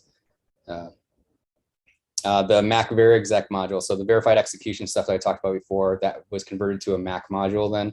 That's since been contributed to FreeBSD, and there's more work on that will be coming in the future too. BMake was contributed to FreeBSD to be used in the build, and that's the meta mode support. There were presentations done at BSD CAN about that. Simon did one, Simon Garrity in 2014, and I think Brian Drury did one in 2015 about the builds.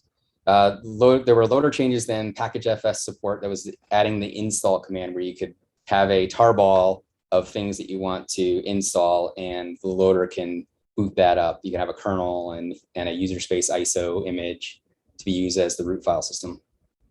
libxo library was contributed by Phil Schaefer. That allows for binaries to be able to output in different formats. User just regular text, or XML, or JSON, or anything you want to create plugins for to output. There were some HWPMC optimizations during that time, and also per thread HWPMC support was added and contributed. In an earlier version, there's some updates and better in progress and will be contributed soon. And then ARM hardware watch points, they have a sponsored development that we had semi-half do. That was for the 32-bit ARM side of things. So Obelix was our most recent project, and that was to upgrade to Stable 12. And it shipped in Junos 21.2. That was supporting i386, AMD 64, ARM, and ARM 64 machine types. It also upgraded us to LLVM 9, and we've since gone to LLVM 10 in Junos 21.4. This supported more than 40 Juniper platforms in routing, switching, access, and security. And the network stack moved from the legacy TX, which is a single queue, to multi-queue. And there were a number of changes that were required due to the iflib introduction into network interfaces. Simon also did Simon Garrity did verified execution loader, which extends the VerExec functionality to the loader, and libsecure boot was contributed to FreeBSD as part of that. And I know he's working on some of the other things for the e-loader. Octeon 64-bit support was added is in our tree, and because we have the SRX 300 series are Octeon based 64-bit, and that's stuff that Justin Hibbett's been working on. So during this time with contributions to FreeBSD, there was a KVM clock driver with VDSO support that was sponsored through Clara Systems. Original code was Brian V did that, and I took that and brought it forward, and then we had Clara add the VDSO support. And VertiFS kernel support is in progress. That's it's out on our GitHub, and it's going to get contributed. And then we have sponsored work from Clara for live core dump. That's currently in progress. That should come soon to FreeBSD. And now this is our current plans. We're going to do continuous integration of the FreeBSD main branch. This is the periodic syncs from upstream Git repo, automated build and testing, and addition of test case for OS stability. So taking what there is already there in the existing tests that are in FreeBSD and expanding greatly upon that. So those, we plan to contribute those back when we have all those finished. There's some that have been already done, some things that are in progress, and some that are planned. This, we have a FreeBSD stable 13 upgrade. I know some people ask, why do we stay on the stable branch? Part of that is getting people to get over the fear of being on head or main now. I'm working on that. But so far we release on stable, and we'll probably be releasing based on stable in the foreseeable future. But this will all be done with that continuous integration also. So we'll be pulling things from the main branch, and we'll also be pulling things from stable. But the thing that will change with the stable 13 upgrade is when, and stable 14 when we go to that, is any of the branching that we do for releases will be pulled off of our tracking of the main branch instead. So whatever the equivalent hash is, we will pull off of there so that we have better parentage for things. There's kernel debugger security improvements that we have contracted with Clara for. This right now with Junos, when you have a shipping release, the kernel debugger is not available when VerExec is enforcing. And there are things where in customer deployments, you would like to have some commands that you could use for debugging things in the field. But a lot of the DDB commands allow you to put in arbitrary addresses. So that's becomes problematic if you have things like keys in kernel memory. So there's improvements that are going on in there. There's debugger Python scripts. So if you ever, I don't know, a lot of people aren't aware that GDB and LLDB have Python scripting available inside them. We've had a number of Python scripts for GDB for a while now, and we're working on support to make them agnostic to the debugger that they have underneath. And the intention is to contribute that stuff up, whether it'll be a port or something that could be into the main tree, that's to be determined yet. Kernel sanitizers for ARM, we're working with Clara for that. VirtIO visibility and scheduler visibility tools. This is where we want to be able to show what's going on at the time and historically what has happened. So for VirtIO, it becomes a challenge on the guest side when you have Junos or FreeBSD and a guest to know, is it the guest's fault that something is going wrong on VirtIO, or is the host? And so I've done some changes myself for adding dtrace probes in the VirtIO side in the vert queues. There's some additional tooling that we have and planned using those dtrace hooks or and some additional processing along with potentially KTR, that you could see what was happening in VirtIO and be able to map your writes to specific file systems for the VertFS case and for packets that are going over VTNet devices, and be able to see what's going on and are things getting stalled or taking a while. The scheduler visibility tools is to get we want to do some things of recording scheduler activity. So you can, if you have something like something with deadlock from a locking problem or performance issues, or you have a thread that's starved for a while, how can you tell what caused that from a scheduling perspective? So there's some work that's being done on that.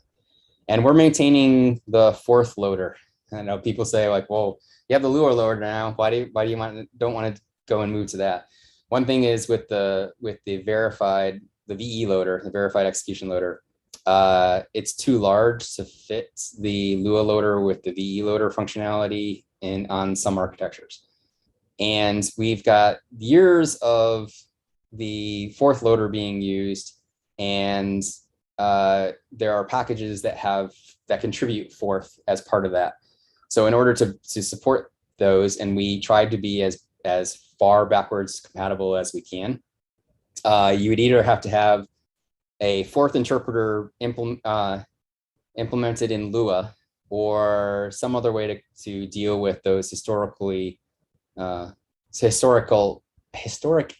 images, I guess you could say, Junos images, because we need to be able to downgrade and upgrade, and so it's easier for us to just maintain it, and it works for us. So there's upgrades that are going to be done for the version of Fickle in there, and there's a bunch of bug improvements that we have to work on. So that's the history. It's hard to get 25 years in 30 minutes, but there we go. These are some references to some of the presentations that I referenced, the BMake and meta mode, network stack as a module, and the VertFS kernel driver. I know for the VertFS kernel driver, there was a presentation at Meet BSD 2018, but I'm not sure. I didn't see the recordings from that. That was one of the breakout sessions that you had. I know it was recorded, but I couldn't find a reference to it. So, and then the network stack as a module. I don't know if there was a recording then, but if anybody's interested in knowing more about that, I have slides that I can provide. And that's it. Thanks, Steve. There is one question that I was asked on IRC, but it might be best to take offline. Okay. Is that I know in the FreeBSD land, we're very interested in having pre-commit CI. And so it might be worth, as you're working to develop your own notion, it might be worth to coordinate perhaps so that there is some stuff upstream that you can reuse in your infrastructure, reinventing two different things, if that makes sense for you. Oh yeah, absolutely. Yeah, I'm all for collaborating for that. Yeah. Okay, so probably the best person to talk to that is Warner. So you might Okay. want to talk to him offline about that. But thank you very much. It was a very interesting talk. I knew some of the history, but not quite all of what you shared. So that was very neat. So thank you again. It took a while to find a lot of these things because it's many of the, especially as you go back in the years, many things are cloaked in internal names. So translating the marketing names of products to internal names and the timeframes, it took me probably about a week's worth of hours doing that. So it was challenging. Cool. Okay, well, thank you again. And we're going to go ahead and take about a 5-minute break before our next session. So we'll break for 5 minutes. If folks want to, go ahead and head over to the hallway track. We'll be back here for our next talk after that. Thanks again.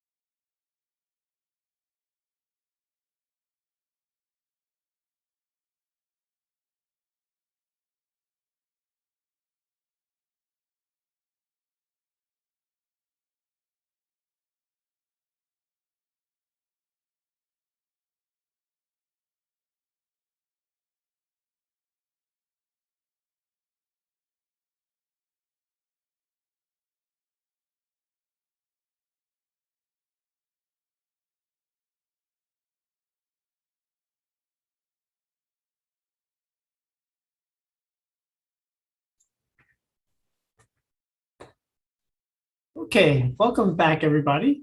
Our next talk is going to be Adam Stroll talking about A-Team systems and how they use FreeBSD. So I'm going to turn it over to Adam. Hey, John, thanks. Right, let's get my screen shared here. Thanks for joining, everyone. My name is Adam Stroll. I am the President and Operations Director over at A-Team Systems. We are a FreeBSD shop that does a lot of Linux. We're going to run through this talk, and hopefully I've timed it so that we do have some time for QA at the end. We'll see. So A-Team Systems in its current iteration was founded in 2006, but really I've been using FreeBSD personally since the very early 90s. I've done some more than my fair share of FTP installs over a 28.8 baud modem, which is where you download that floppy image, 1.4 megabytes, and then the installer downloads the rest. Overall, actually all of us here currently on the technical side have a very similar experience with FreeBSD. We've been using it for decades. It is the joke why we say we are a FreeBSD shop that also does Linux. We love FreeBSD. However, by volume, it doesn't make up the majority of the servers that we manage. It does make up the majority of the critical implementations, and especially in high availability storage, that sort of thing. So I think we're in a unique position to kind of see, maybe even sometimes the same solution just under a different operating system.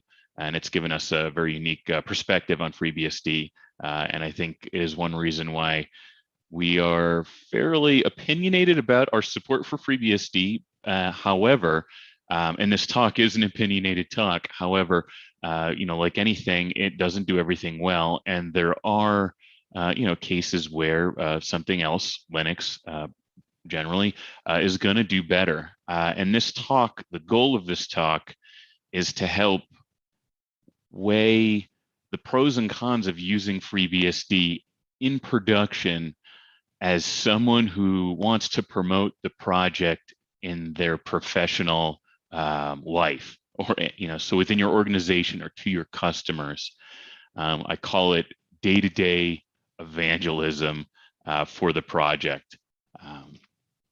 So again, this is definitely an opinionated piece. I'm going to just try to give my reasons and my experience so that you may take them and either use them to inspire you towards more relevant evangelism, or maybe learn some lessons from the lessons that I learned. We all know that FreeBSD is capable of great things, but again, sometimes there are better solutions technically or politically or other reasons, and making the right call on that is not only important for you, your career, your organization, but also how the project is viewed within both the technical community by your peers and the general public, and customers, and be them internal or external. And that's kind of the gist of this talk. So I hope it doesn't come across too preachy. So the first thing we'll dive into is when to use FreeBSD. Again, under our experience, and you may guess that a lot of our implementations are very web centric. It's just kind of the nature of the business we deal with.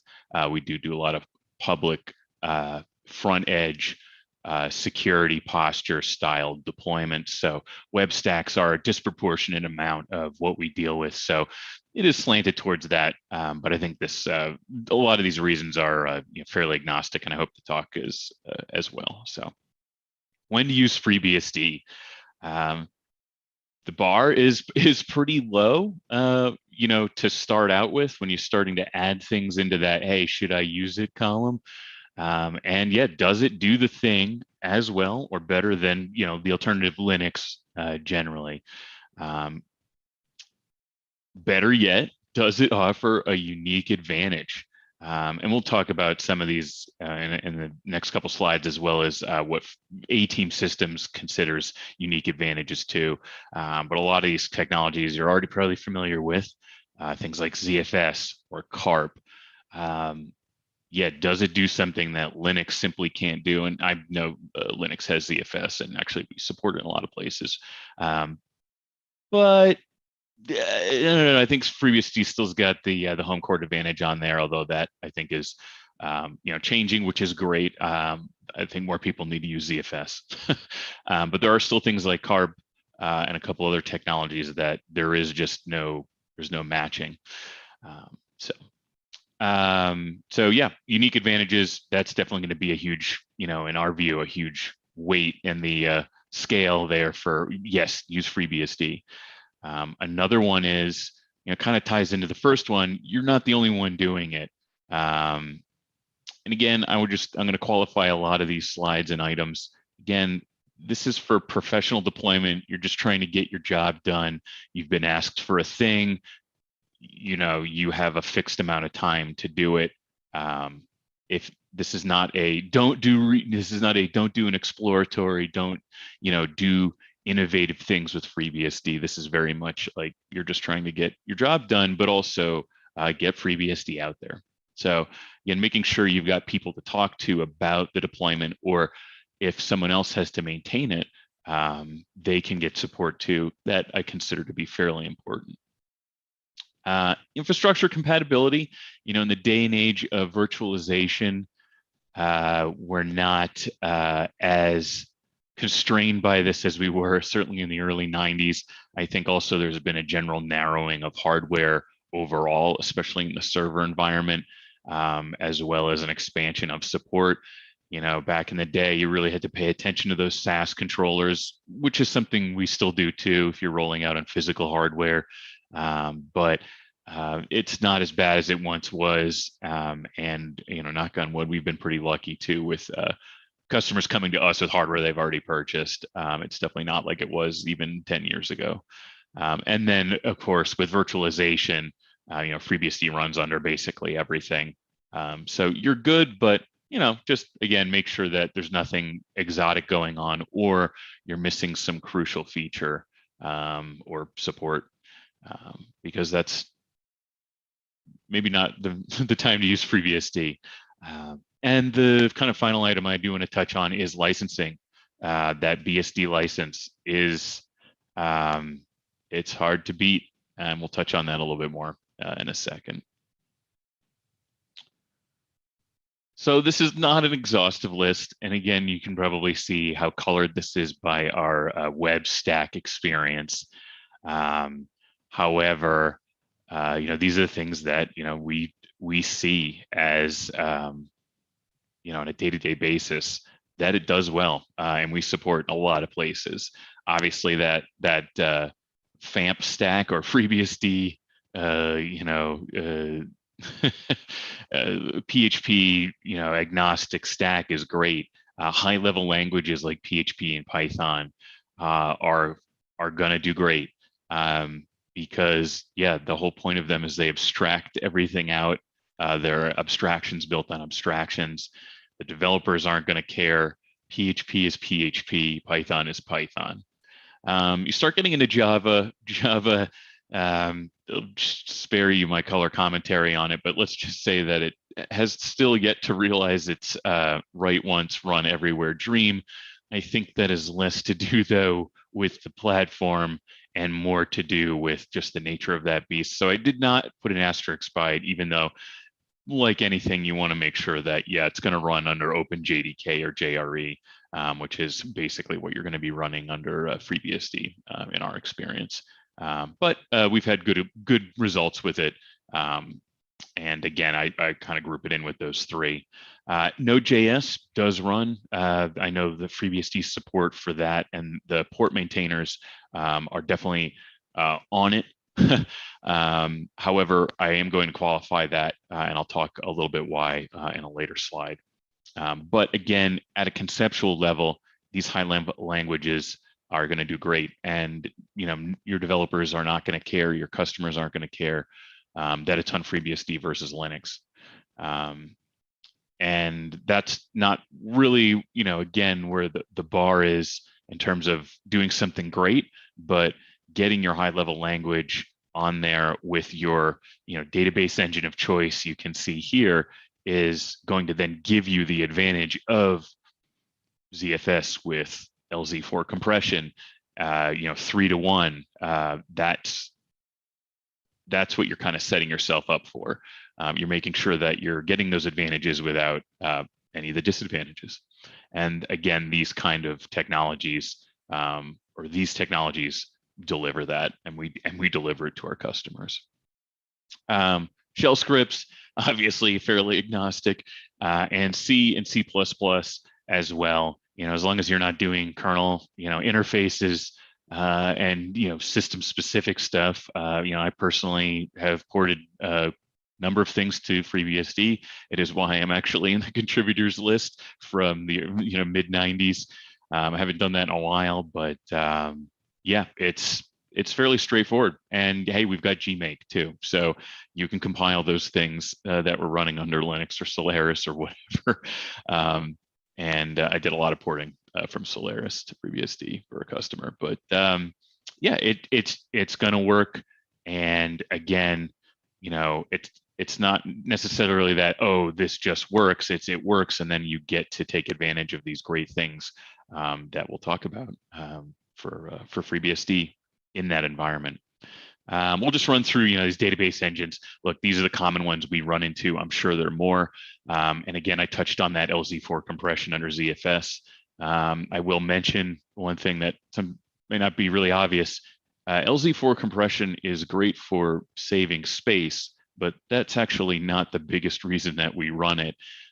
When you have for example, 3-to-1 compression ratio on your MySQL disk backend, yes, that means you can store more MySQL data on your ZFS volume, but what it really means to us is a 3x throughput increase, because you're getting that compression as effectively a multiplication effect on your I/O, and that is a very unique advantage to these kinds of setups. Again, we actually haven't vetted that, see how that works under Linux yet, so I'm not going to quite put that under a unique advantage anymore, but again, something to take into account. And then general use cases, servers, that good stuff. FreeBSD is great under those situations. I'm not going to get too much into legalese here, but let's just say the BSD license is the license to try to beat, especially if you're making a product that you're going to be bundling up and selling, or there's a potential down the road you want to do that. So if you're making an internal tool, licensing maybe isn't really the most relevant thing. However, if you are thinking about, hey, if this tool is really good and I might want to sell this, then yeah, that BSD license is going to be a game changer for you. Not having to risk either doing extreme code firewalling to avoid GPL entanglements, or again, the ability to fully customize the OS, I think is a very powerful argument that maybe doesn't apply to a lot of us in our day-to-day implementation. I know there's a lot of vendors here, so I know Juniper, et cetera, all do that. But I think the appeal for that can be maybe even broader than that, though, especially if you're thinking about turning your solution into a distribution of some kind. So let's touch on, that's the easy part. I think we all know, especially for our own use cases, where FreeBSD shines, and how to, encourage it. I think for me, my biggest difficulty, as a young sysadmin in my late teens, early 20s, was knowing when not to use it. And again, this is under the scope of you're at work or you're doing this for a customer, and you can't color too far outside the lines here. And so the first kind of item for that is going to be, the first warning sign, and this is a big one that we check for, is you're not a fringe use case. And what do fringe use cases look like? A lagging port, that it's been updated, but not recently, and it's a major and 2 minor versions behind, or it's just unmaintained at all. That being said, we definitely have a number of unmaintained or laggy ports in a lot of production environments. So take it with a grain of salt, but know what you're getting into. And kind of just, if you're gonna roll something out, don't just see that it's on the port tree. Make sure that it is supported by someone, or it's going to be you, which is an acceptable answer. But again, know what you're getting into, because it may have implications for your customer, or your own time, which your team may want to know about ahead of time. What else does a fringe use case look like? I touched on this, but do a little searching. Make sure you're not the only one actually doing this. Just because there's a well-maintained port does not mean that you're kind of you've got company. And again, we all do exploratories and blaze some trails, but again, I'm just kind of doing this talk under the purview of you're just trying to get something done, and while you're trying to get something done, you're trying to get some FreeBSD in there to get its advantages, and making sure that you've got, again, someone that you can reach out to, or a deep well of support mailing lists to search through, et cetera, is important when you're doing something professionally, in my view. I am going to tap in here on that star that I put by Node.js real quick. One thing to chase down for that specifically is its dependencies. The NPM kind of marketplace is a rich tapestry of dependencies upon dependencies upon dependencies that can be more or less impossible when your developers potentially are using frameworks, and they're just including things that include things that include things. It's not reasonable to look at a package.json or a manifest and understand what it is actually going to include. It is an argument for a POC, and I touch on that later. However, if you are running, because of that, we have in our experience found that there are definitely a lot of little projects that much bigger mainstream projects and frameworks tap into, that just the maintainer just is not aware of FreeBSD. So for us personally, if you're using Node.js as an application engine, we don't recommend FreeBSD currently because of that. That's, again, just the get it done mode. I would say the caveat or the qualification of that is, yeah, but do a POC. But again, even with a POC, remember, your developers may need to add other packages to your product or project as they evolve, and you don't want to be pinched by that. They're just trying to roll out a new feature, and all of a sudden you've got some 5th level dependency that simply will not compile under FreeBSD, and you're trying to get a hold of the person that maintains this, who clearly just runs Ubuntu. So for us, we typically avoid actual Node.js applications on FreeBSD because of that risk. We've been burned by it before, so we are a little shy of it. That being said, if you're using npm to install PHP modules or build JS applications, we've had pretty good luck with that, and knock on wood, have never had to bail on anything because of that. So Node.js, because of its rich tapestry of dependencies, is fairly unique on that. So again, just kind of look down the path on that, though. That's my advice. I'm gonna try to go through the rest of these because I think they're fairly straightforward.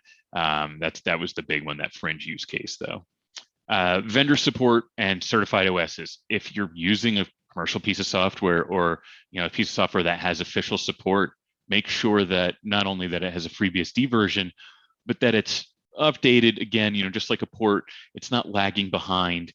Oh, we've got a FreeBSD version, but you look at it and it's version 10. You probably don't want to be rolling that out, in a production environment that you're professionally supporting. And again, if it's not on the vendor's, hey, we'll support this matrix, then yeah, it's probably not a good choice. Another reason not to use it is you're out on a limb politically, and you may think, oh yeah, my CTO or some higher up or the customer really just wants Linux, and that is, that skepticism is something that can be there, but as long as it's not toxic, where you're getting the impression that anything that goes wrong with this implementation, which of course, hey, the implementations have issues, is going to be, oh, it's because it's FreeBSD. As long as you're not getting that vibe, I think skepticism can be overcome, and that's the evangelism that we all do, when we're trying to put FreeBSD into production. I think the underlying or the kind of underappreciated political limbs are more like your coworkers potentially. Do they have FreeBSD experience? Are they going to be tapped to support this too, if you're on vacation or they're on call? And if they are, make sure that this is something they've got time for or interest for, and you've provided documentation for. I think that's a crucial one for us, is making sure you get buy-in and bring other people along for the ride, willingly, and are not generating resentment because they're now supporting this thing that they just don't know how to support because they don't know FreeBSD. So again, weigh that when you're about to roll something out. Desktop and graphical environments. I have a whole spiel for this, but we are running a little behind. My take, again, I've qualified this as an opinionated talk, is that FreeBSD is a server environment. Don't run it as a desktop. And again, this is under the purview of production at work professionally. There are better solutions in my view, and better projects that have that desktop GUI support as a priority.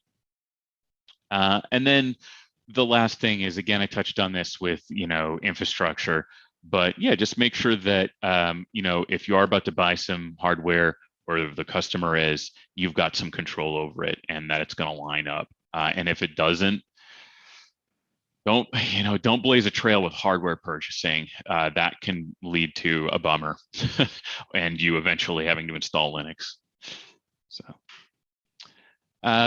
this last slide in terms of when not to use FreeBSD is again something that it took me a long time to learn as a young sysadmin in my teens and early 20s.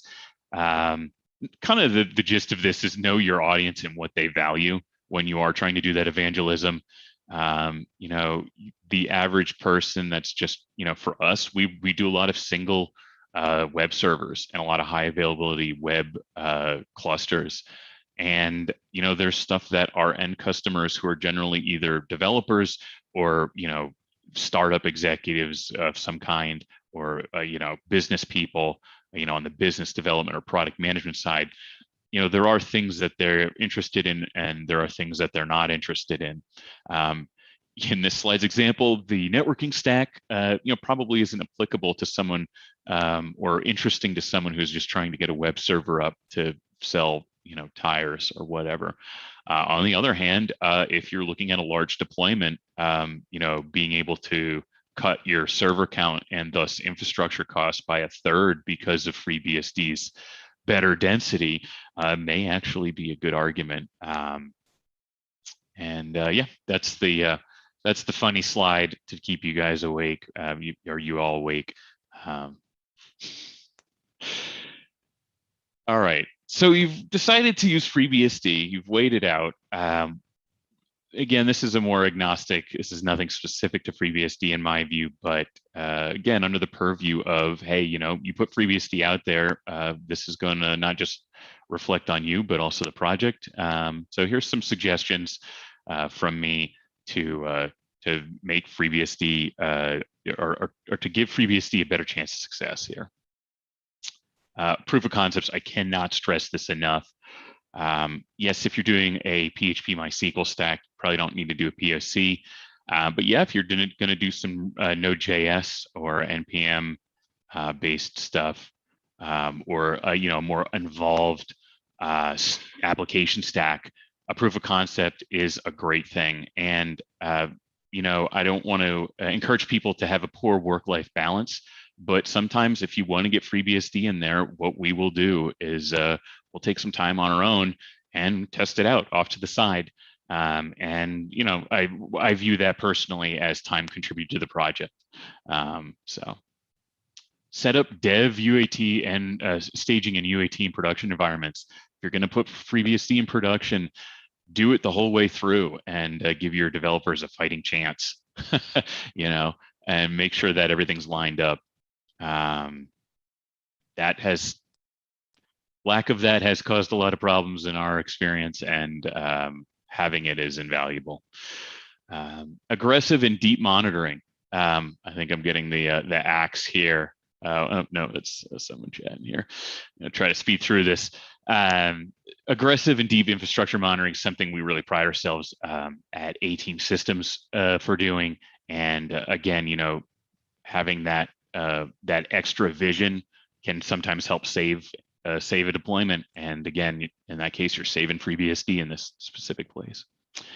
APM falls under that category too. Having it is invaluable in our view.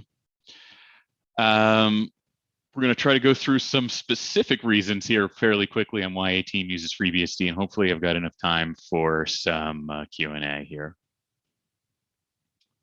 So I know I've already touched on two of these. CARP, it's hard to pick a specific order here, but CARP is actually great. It lets you basically make anything highly available at the IP level. That's awesome for things like load balancers and firewalls. And there is no substitute for that in a lot of places. ZFS, I think we all know how awesome ZFS is. Yes, there is ZFS on Linux. It seems to be good. I don't know that I would personally put it in production, although we do maintain it in production for customers. But again, I think ZFS on FreeBSD has that home court advantage, that stability, and that history and that confidence to put it into production without hesitation.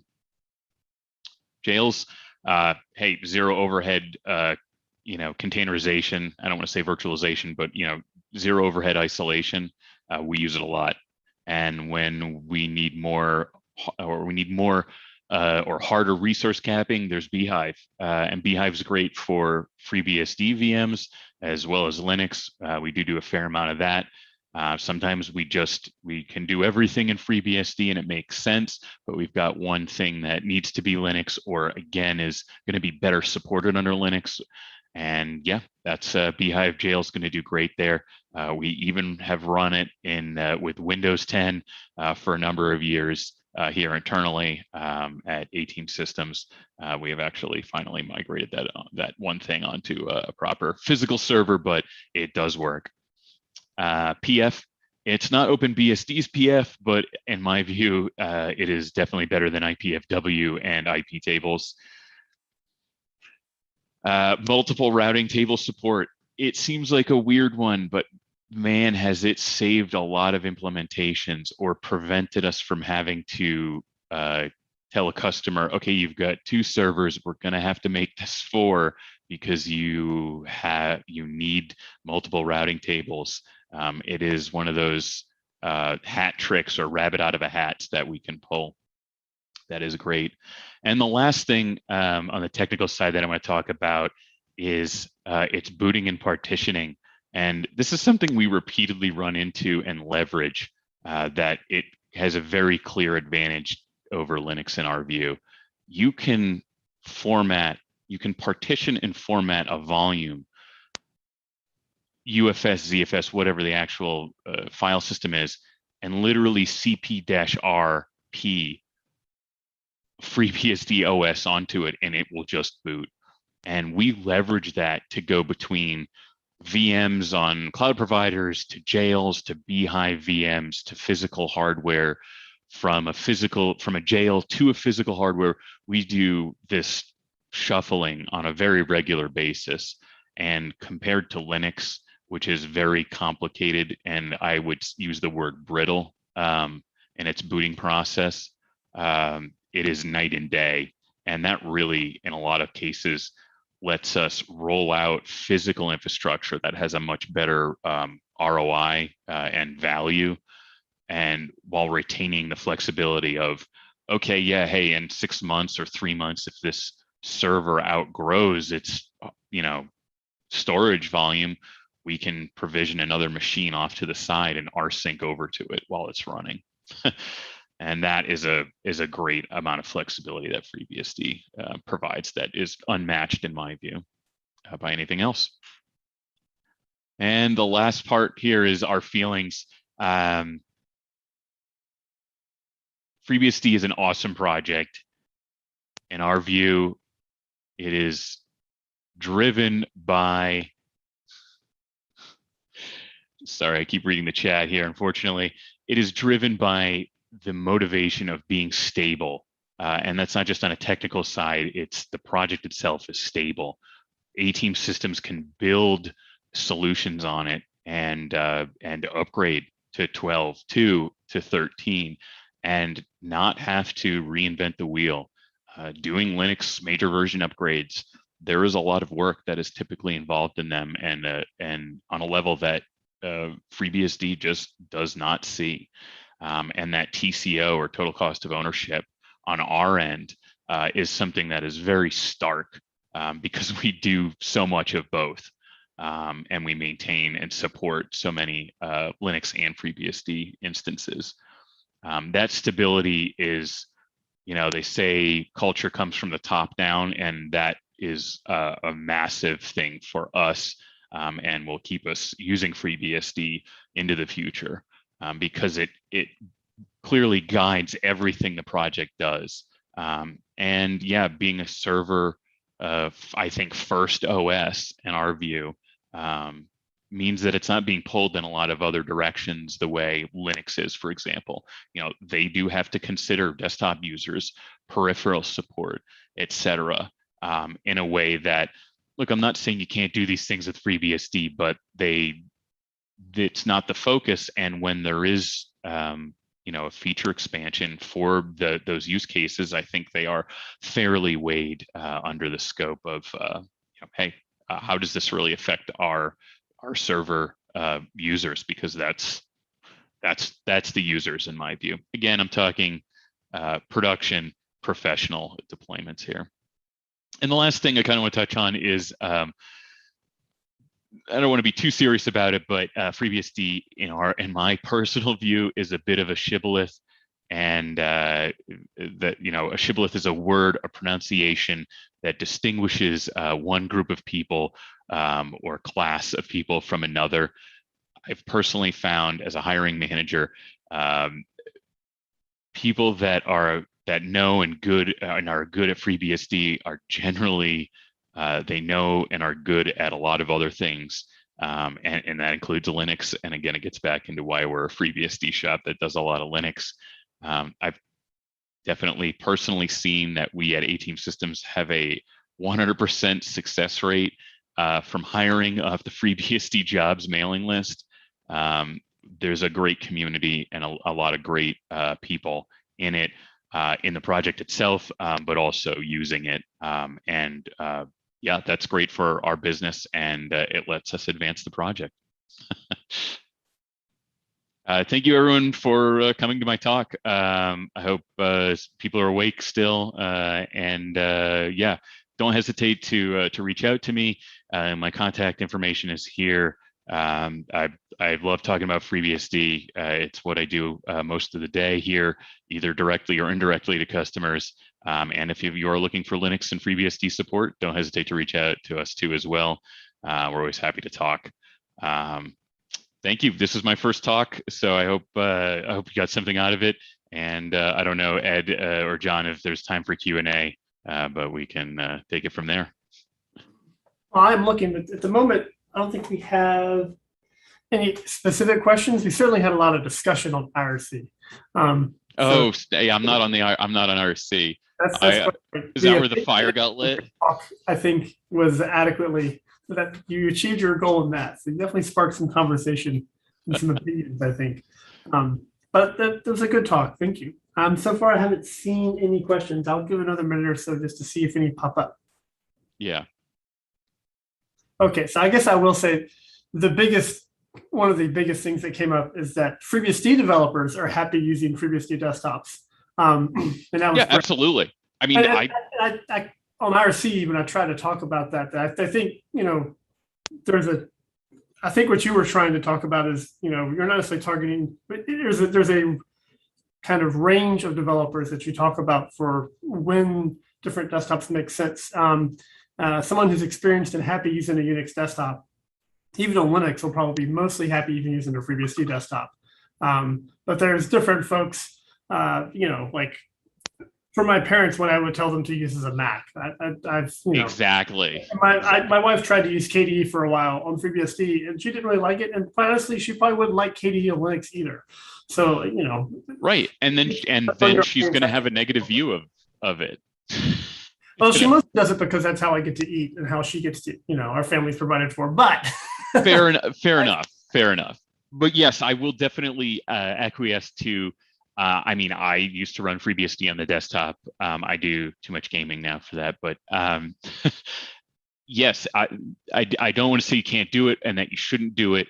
It's just again, kind of know the audience. And yeah, if you're a developer, like you said, and you're used to running X11 and you're okay horsing around with some drivers every now and then, that's great. But if you are, a single person IT, staff for your company, rolling that out on your desktop, and then you being the gatekeeper of your company's productivity because of that might not be a great position to put yourself in, I think was kind of my point. Yeah.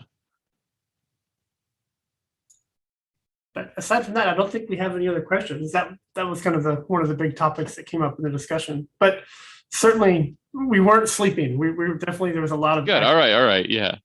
I didn't mention System D, so that could inspire a whole other level of discussion. I really struggle to trim this down. So yeah, I figure that's a good one. I'll just join the IRC channel and get into it after this. All right, well, thank you very much for your talk. And I think we probably have time now. We'll go ahead and do another break for about 5 minutes or so. And I think our talk when we come back after that is Ed Mast is going to be talking about the technical roadmap of the FreeBSD Foundation and some details of that. Thank you. Awesome. Hey, thanks, man.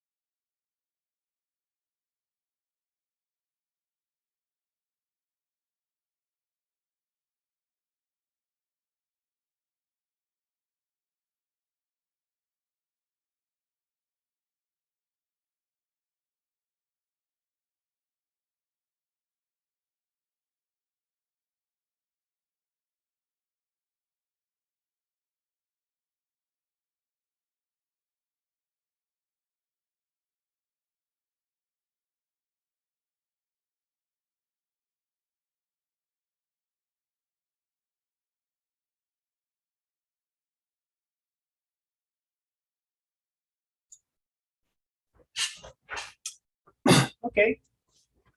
Welcome back, everyone.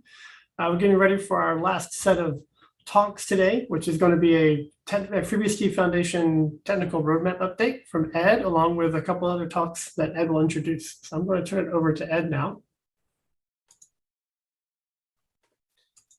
Thanks, John. Let me just get this shared here.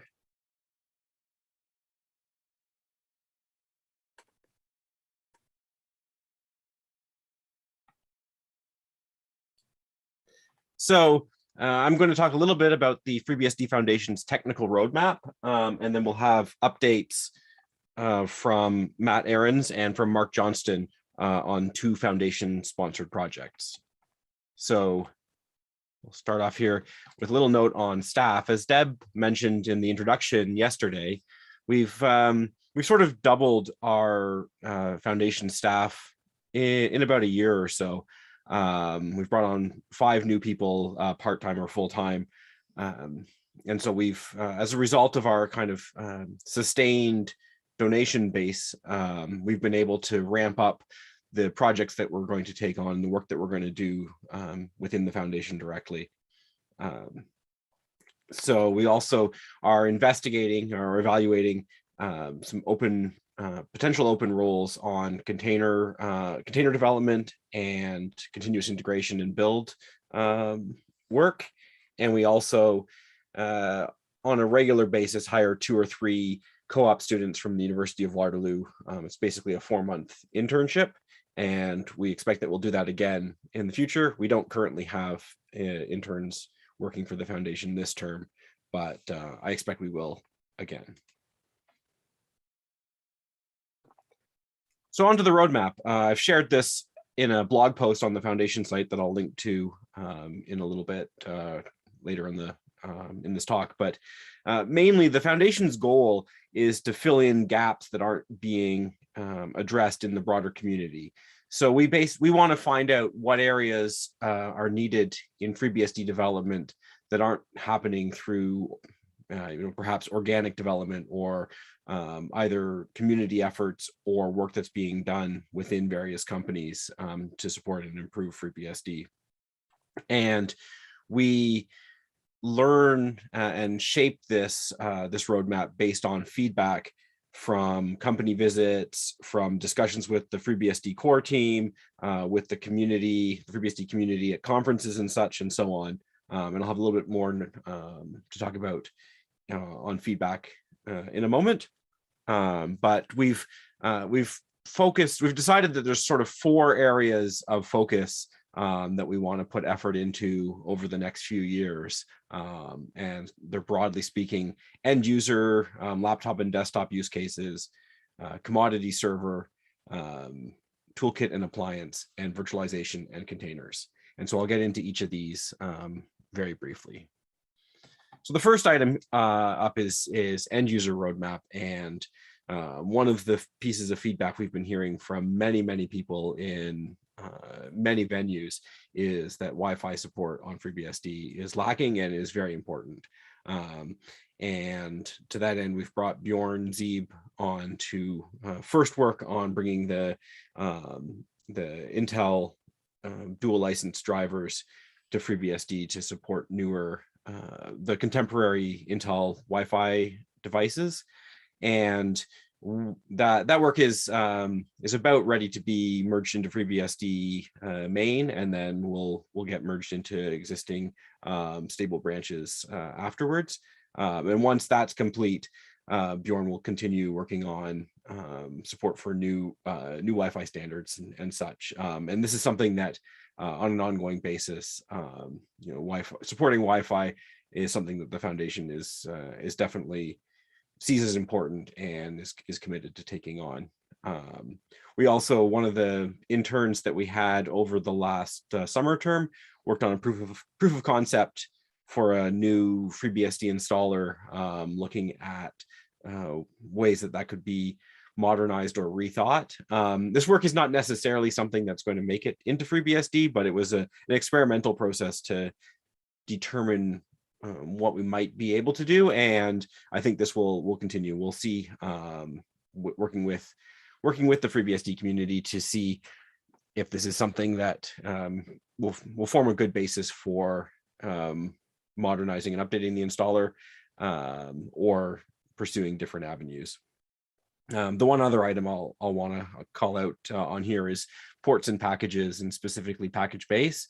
The package base project it's not a foundation project. It's entirely being driven within the FreeBSD community, but it is something that we recognize as being important for FreeBSD's future, and are very interested in supporting it and contributing what's necessary to sort of bring it along across the finish line. Next item, the commodity server support. This is something that FreeBSD has been, clearly well known for quite a long time, as a stable server operating system.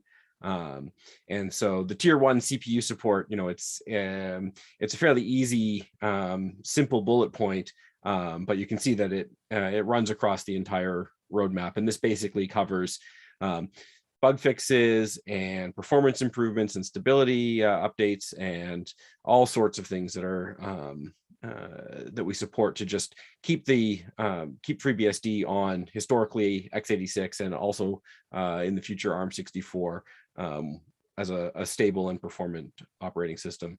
A lot of this is the work that Caustic does on an ongoing basis, just improving the VM system and fixing ongoing bugs and supporting contributors to FreeBSD by reviewing code and things of that nature, and other foundation staff as well. Second item I'll point out on here is ARM64 as tier 1. So this is shown here as sort of 2 years worth of work. And this doesn't mean that at the end of that period, we're not going to focus on ARM64 anymore, but effectively, this is the work that's sort of ongoing as part of ARM64 as a new tier 1 architecture. And after that time, supporting ARM64 will just be part of the ongoing aspect of tier 1 CPU support. And so this includes support for new ISA level features, security mitigations, and such topics like that that are specific to ARM64.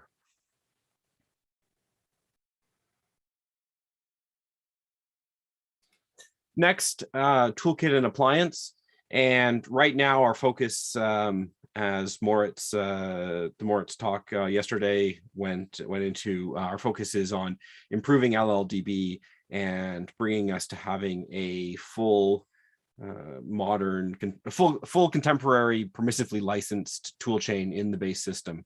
So many people in the FreeBSD community and in the foundation have worked on updating our toolchain for quite some time to a permissively licensed modern toolchain, but GDB, the debugger, was a bit of a straggler, and we have LLDB in the base system now, and we've put some effort into bringing LLDB up to parity with GDB as for base system userland debugging.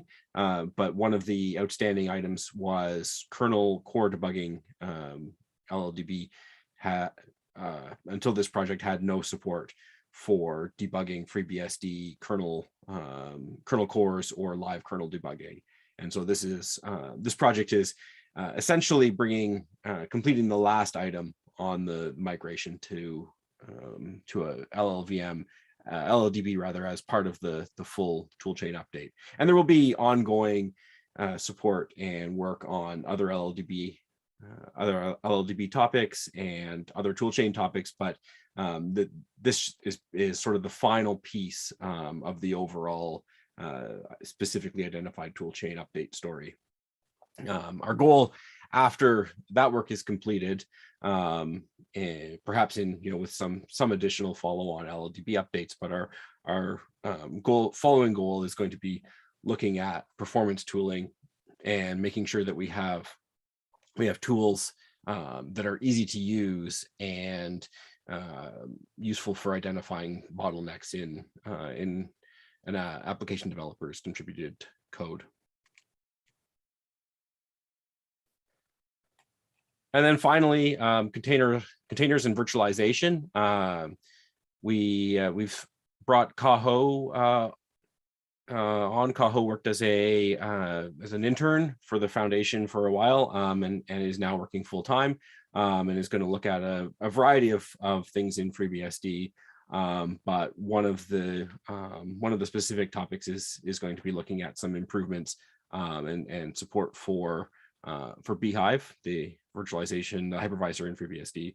And then we're also evaluating and researching support for containerization through things like Samuel Karp's RunJ project and networking support for virtualization. So this is more of a research and investigation project at the moment. And through the course of the rest of this year, early next year, we expect to figure out what it is that we're going to work on supporting, and then contribute development efforts for the next couple of years, bringing those to fruition.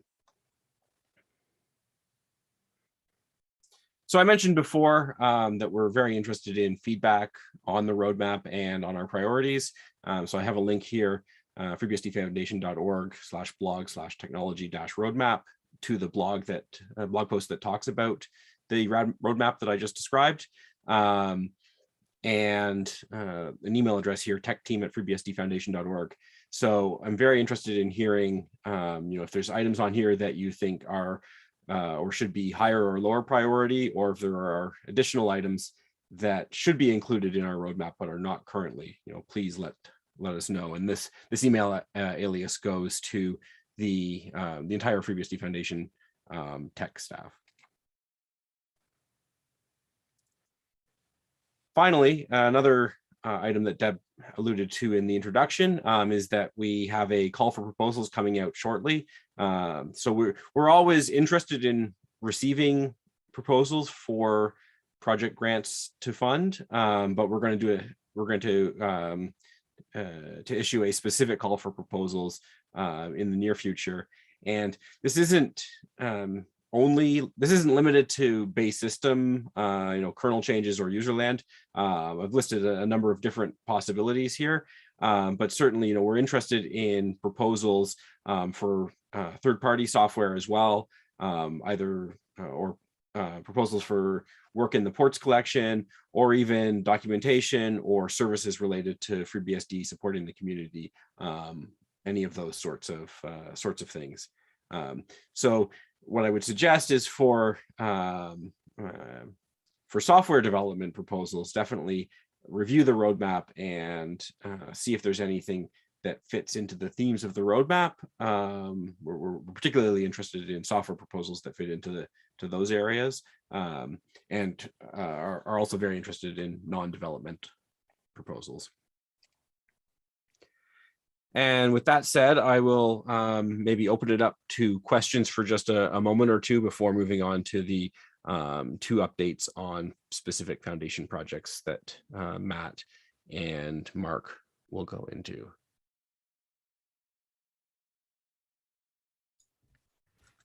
So one question we had from IRC, I think, because you talked about Beehive,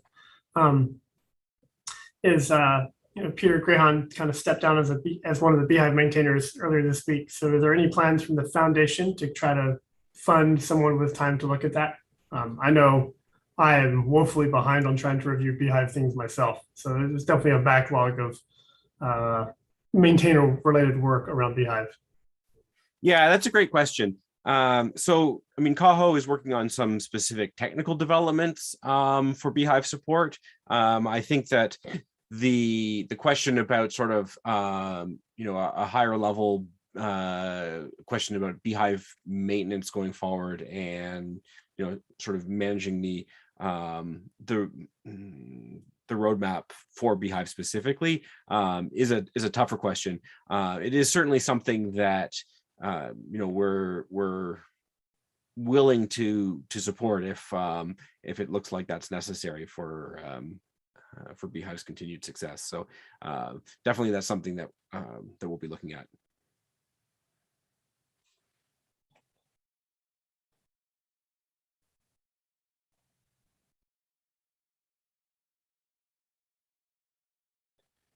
I had another question over on Discord. Vince had asked, what is the status of Beehive on ARM? If you want to speak to that. So that's another good question. Yes. Andy Turner is one of the new new people working for, well, one of the people newly working for the foundation of late. And so far, he's worked on a few ARM64 ISA level features, so support for things like pointer authentication and branch target identifiers, branch target identification, a couple of security mitigation features, but coming up quite soon on his to-do list is to work on integrating the ARM64 Beehive patches that exist out of Tree now and bringing them into FreeBSD.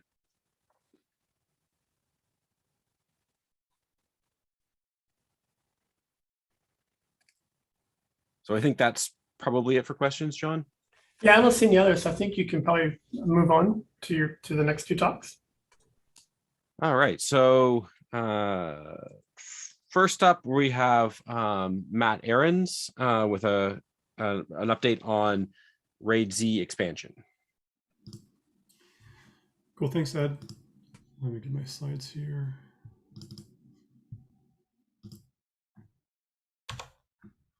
Okay. So hi everyone, I'm Matt Ahrens. I'm going to be talking about my work on the RAID Z expansion project, which is sponsored by the FreeBSD Foundation. Ed, I should ask, how long do you have for my section?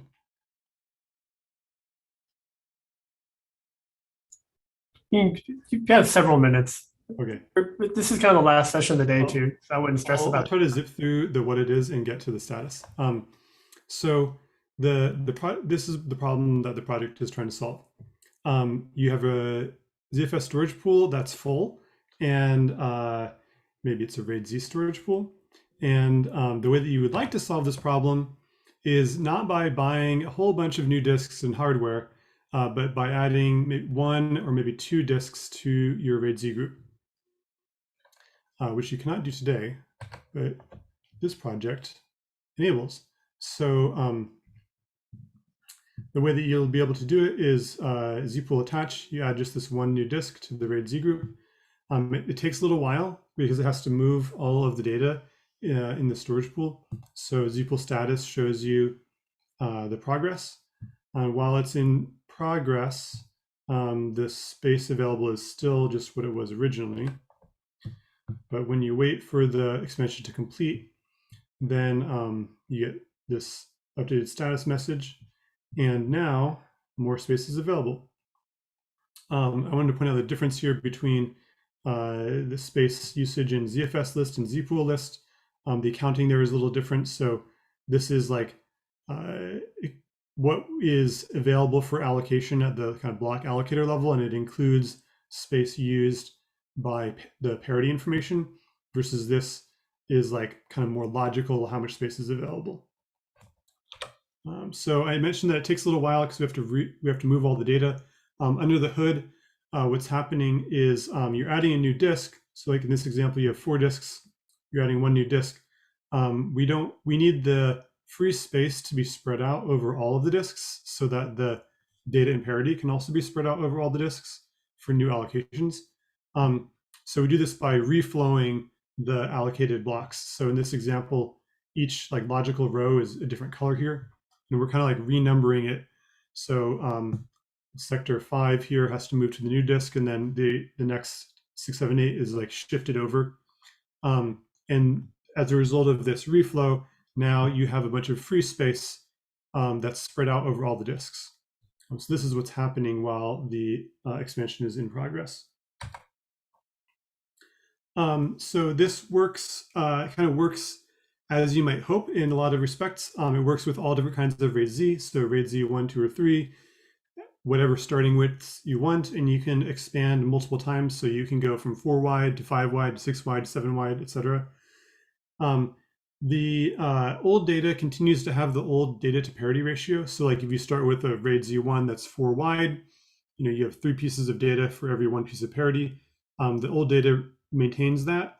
but newly written data after the expansion completes will have the new ratio of maybe 4 pieces of data to 1 piece of metadata, or 1 piece of parity.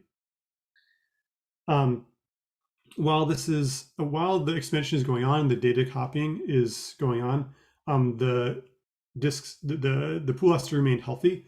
If something goes wrong, like one of the disks in the RAID Z dies, then the reflow will pause while until it's reconstructed. So it all works like your integrity is still in place while the reflow is in progress. It's just that it's going to pause until you replace the broken disk with a new one, and then it's resilvered, and then the reflow will automatically continue. Performance. So performance after the expansion is in the same ballpark as it was before. A little bit writes are a little bit faster because there's less parity to write. Reads are a little bit slower because we end up having to read the parity because of how the data was reorganized.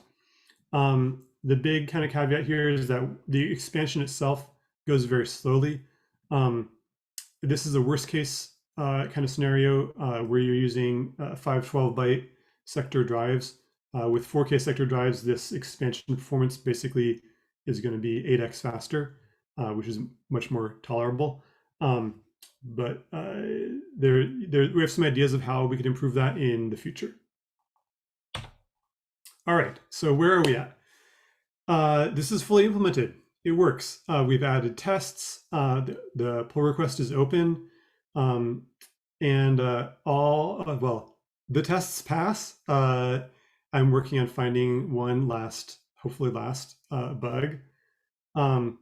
There's a few minor to-dos that I'll be working on in the coming month. Writing some more comments to explain how the code works and some minor cleanup. But we do need or can use some help to get this across the finish line faster. Testing. So the tests, there are automated tests added, but obviously they can't cover every possible thing that you might think of doing. And the automated tests have to run, within a limited amount of time because they're run on every request. So more manual testing with larger pools, IO in progress while the expansion happens, failing disks while the expansion happens would definitely be appreciated, and reports of problems on the pull request.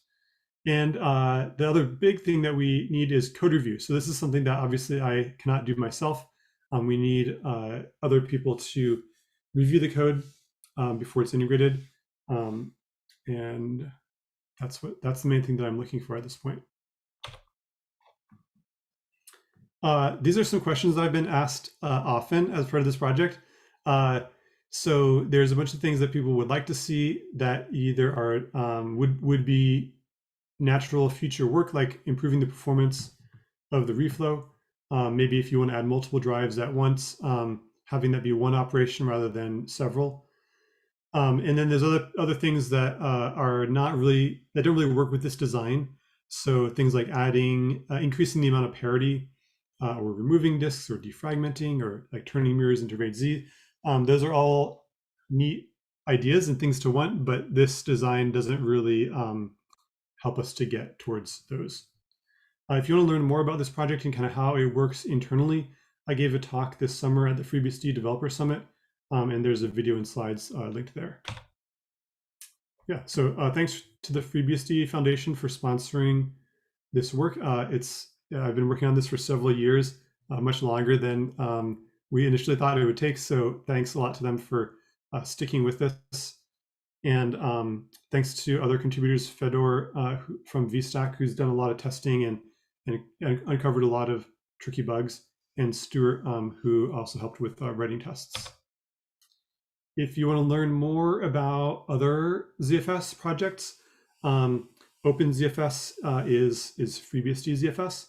And we have monthly meetings. The next one's coming up in a few weeks. And we just had our annual conference a couple weeks ago. And the videos for that are all now online. So you might want to check that out.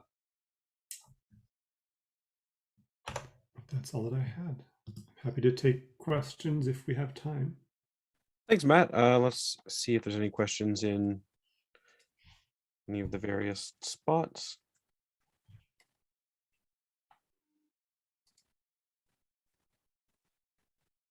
Do you see any questions, John? No, none so far. And I do remember your talk from this June too, with how it works. So Yeah, the main update from then is the status. It's basically ready to go with some very minor caveats. I think that when I gave the talk last summer, it was like I opened the pull request this morning. So Yes.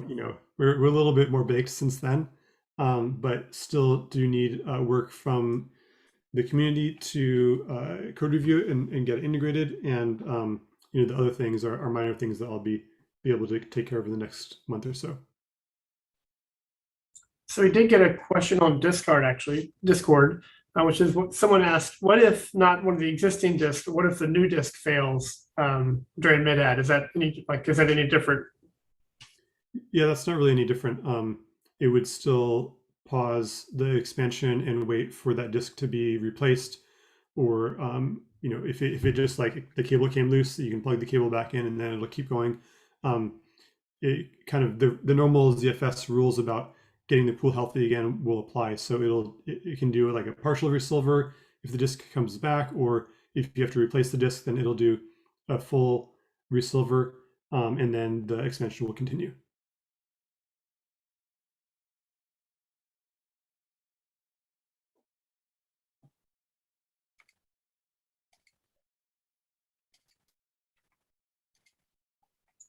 Okay, I think that's all the questions that I could see. All right, thanks. The update, Matt, and good luck on finding reviewers. I know how hard it is to get reviews on large, complicated changes. Yeah, it is a big, complicated change. I have tried to leave the code better than I found it. The RAID Z code, especially the math and the reconstruction handling, is very complicated. I already landed a bunch of like code reorganization stuff, so the diff is not like as huge as it could be, but there's still a lot of tricky stuff in there.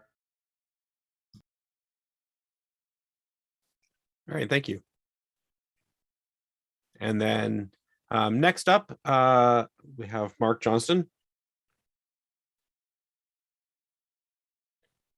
There we go, with a update on work on syscaller. Hello, can you see my camera okay? Yeah. Okay, sweet. So hello, my name is Mark Johnston. I work for the FreeBSD Foundation. I do quite a few different things, but for the past couple of years, and especially in the past few months, I've spent a lot of time working with syscaller. So I wanted to give a brief status update and just kind of overview of what syscaller is. I've talked about it several times in the past. I think this is probably my third or fourth talk, so apologies if you've heard a bit too much about it already, but I think it's a very important project to FreeBSD and to operating systems in general. I think we get quite a lot of benefit directly out of it. So I can't pass up an opportunity to talk about it a little bit more and just quickly present an overview. Obviously, I don't have a lot of time, so I just want to go through it kind of quickly. There's quite a lot of information in the syscaller repo, the first link in this first slide here, which contains references to documentation. But just getting into it, it's to quote the author, an unsupervised coverage-guided kernel fuzzer. And what that looks like in our case is basically you boot up your target operating system in a virtual machine, and then an agent running in that virtual machine is responsible for generating random programs and running them, and getting some feedback from the kernel about which pieces of code were executed within that kernel, and using that information to refine the search. So syscaller contains a whole bunch of components to enable this. It starts VMs, it generates programs, it has detailed knowledge of the system call interface. that's the basic kind of loop. It generates random programs, runs them. If the system crashed, then okay, great, it found a bug. If it didn't, use information from use signal from the kernel to figure out if it makes sense to try and mutate the program slightly. Maybe it makes sense to try running multiple copies of the program in parallel. All sorts of transformations which can uncover bugs. So it's very, very, very good at uncovering corner cases, bugs, and error handling, concurrency bugs, things that a lot of basic testing tend to miss. And moreover, it does that fairly quickly. One of the other really important things that it does is when it does find a crash, it generates a standalone C program to reproduce that crash. So developers who want to work on the bug have a nice handy reproducer available. This is not 100% reliable, but it does tend to work quite well. And I'll give an example of a reproducer in a subsequent slide. So syscaller was developed by Dmitry Vyukov at Google, and Google kindly hosts a public syscaller instance on the Google Compute platform. So you can visit that link and see statuses for a number of different operating systems.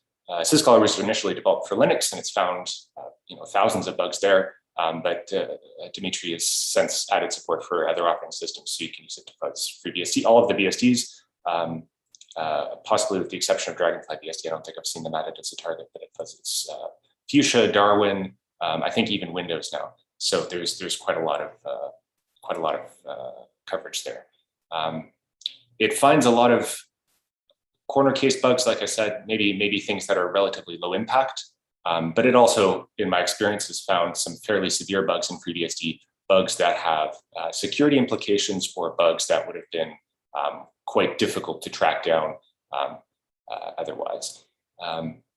This year, I also spent some time porting kernel sanitizers to FreeBSD from NetBSD, and those also complement syscaller quite a bit because they tend to cause bugs to be revealed earlier than they would otherwise be. So a use after free might result in memory corruption that causes a crash, but with the kernel address sanitizer enabled, you can maybe catch that use after free as it's happening, and so you spend less time debugging and the problem is more plain.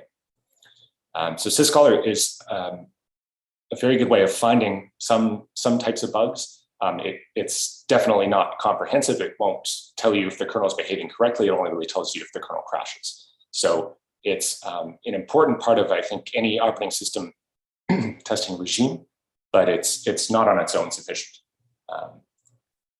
And just finally, again, going into the document or into the syscaller repo, there's a docs directory with lots of information, including links to various research papers that have been that are based on syscaller. Various research groups have taken it and extended it and used it to expose some class of bugs. And there's quite a lot of active development and research going on today. So even though it's been around since I think around 2016 or so, and many bugs have been fixed, it's still generating a large volume of reports in all the operating systems that it targets. So on FreeBSD, just very quickly, we have this sysmanager agent which controls VMs in which the fuzzer actually runs. Fuzzers are responsible for creating random programs. The fuzzer itself is written in Go and uses an IPC-based interface with a C++ program called sysexecutor, which takes a list of system calls to execute and parameters for them. And so when syscaller does find a crash, it generates a reproducer that looks something like this. So on the top, we have the so-called syslang repro, which is a sequence of system calls with parameters. This is written in syscaller's own kind of machine-independent format for representing system calls. And then there's a program within the suite that translates that to a C program that you can compile and run. So I chose this one just because it's fairly simple. It doesn't use multiple threads or anything like that. It's just a single sequence of system calls that on FreeBSD used to trigger a bug, I think, in the raw socket code, which has since been fixed. But this is the kind of output that you get from it. So just running this on certain revisions of FreeBSD will trigger a kernel panic. So where have we gotten to so far? It's difficult to estimate, the true number of bugs that it's found and fixed. I would say about 150, just based on because syscaller can find the same bug in multiple ways. So there's some duplication that happens. So a lot of those have been fixed in the past few months. Like I said, I've been working a fair bit to try and drive down the backlog of open bugs that was found by the Sysbot public syscaller instance. So we're in a pretty good place right now, and I'll show the website in a little bit just to give a sense for what's been found. But it's found in the past few years a number of, like I said, severe bugs, and I just gave one example here, which I chose. It just happens to stick out in my memory. It's a callout bug that I fixed exactly 1 year ago to this day. A callout is a structure that we use in the kernel for requesting that a function be executed at some point in the future. So it's used extensively for timeouts and things like that. It's a fairly complicated subsystem, and there was a bug lurking in there in a special case where we migrate a callout from one CPU to another. So syscaller happened to find that bug and generated a reproducer for it, and the bug itself, I think, would result in use after free and some subsequent memory corruption. In short, it's the sort of thing that would have been extremely painful to track down if it occurred in production. I did find a couple of reports of what I believe was the same bug in our Bugzilla, but without a reproducer, this sort of thing is again, extremely painful to track down. It would have taken a lot of time. It took me, I think, a full day, and that was with a single program to trigger the panic on demand. So that's an example of the sort of impact that Syscaller has. It helps us find and fix bugs before users happen to, even if the bugs themselves are fairly trivial or don't have any particularly serious implication. It's really important to make sure that we keep FreeBSD as stable as possible, right? I mean, we don't even developers shouldn't be spending time trying to track down kernel regressions that happen in the development branch. Syscaller helps us get those bugs fixed, get those regressions out of the developer branch a lot sooner than we might otherwise. And so I think it's very valuable in that it saves quite a lot of developer time over time. In addition to fixing these fairly serious bugs that impact production workloads. And in the past few months, the results have been pretty heartening. I keep an eye on the public Sysbot dashboard, and when regression, then that the Sysbot instance rebuilds the FreeBSD kernel once a day or so. It just pulls the latest sources from the development branch and automatically updates all the fuzzer VMs, and then they start running with updated code. So when new bugs get introduced, they get found pretty quickly, and I tend to either just forward the report to maintainers, or I'll just fix it myself. And as a result, we've been getting bug fixes in very quickly. So rather than having a user or developer hit a panic and then go through the trouble of debugging or trying to figure out what's going on, we're getting those bugs fixed proactively. So the Sysbot backlog currently has about 70 open bugs. A lot of them are in the SCP code, and I've been working with Michael Tucson to try and get those down. There's a few others that we're also working on, and I'm hoping to get that backlog nearly empty by the end of the year. A few months ago, it was quite a bit larger. No one had been spending a lot of time kind of going through and identifying issues and resolving them. So we're in a pretty good spot right now, I think. There's quite a lot of additional directions we can go with Syscaller and FreeBSD, and I'd be really interested in talking to anyone that's interested in working on this area. So just to give some examples here, I had a GSOC student, Simran Kapalia, over the summer who did some work to get Syscaller working so that it could fuzz the Linux emulator. So Syscaller fuzzes Linux, of course. It has a comprehensive knowledge of the Linux system call interface. So the idea is basically to just use that and have Syscaller pretend that it's fuzzing a Linux kernel and see what happens when you run it under the Linux emulator. So we've actually found several bugs that way. And I'm hoping to complete the work that she did and get that into the upstream syscaller repository so that we can actually start using that easily. Andy Turner did, I think it's still a work in progress ARM64 port, but I believe it's mostly functional, just some cleanup work that needs to be done. So it'd be really nice to get that fixed. I'm just based on the Ampere presentation that we saw earlier today, I'm curious to see if we can use the free instances in the Oracle Cloud to act as fuzzer VMs. So I've started trying to get that working, but any progress on this PR would be appreciated. I've also been asked about a RISC-V port. So syscaller is written mostly in Go, except for the actual executor component that I mentioned earlier, which is written in C++. We don't have Go support on RISC-V at the moment, but it does exist for Linux. So I don't think it would be a particularly large project to have a RISC-V port. And so if anyone's interested in that, I'd be happy to direct you to some of the RISC-V developers who might be able to help out. One other thing I've been looking at recently is testing syscaller with ZFS. So far, all of my testing has been done with UFS. And that's largely because it's quite a bit easier to create UFS-based VM images in our infrastructure. It is, of course, possible to create ZFS-based images, but I believe at the moment you can't do that in a jail because the method that I've seen used most often is to create a couple of memory disks and then create a pool on that, create data sets, and then unmount. But that's not really possible in a jail. Syscaller can be used in a jail, or it can be run in a jail, and that's a pretty convenient way for to maintain multiple instances. So having a more streamlined process for creating ZFS-based VM images would be very helpful, and I'd be really interested in talking to anyone who has some idea on how that should work. Basically, I want something like MakeFS to work with ZFS, but I don't quite know what's involved yet.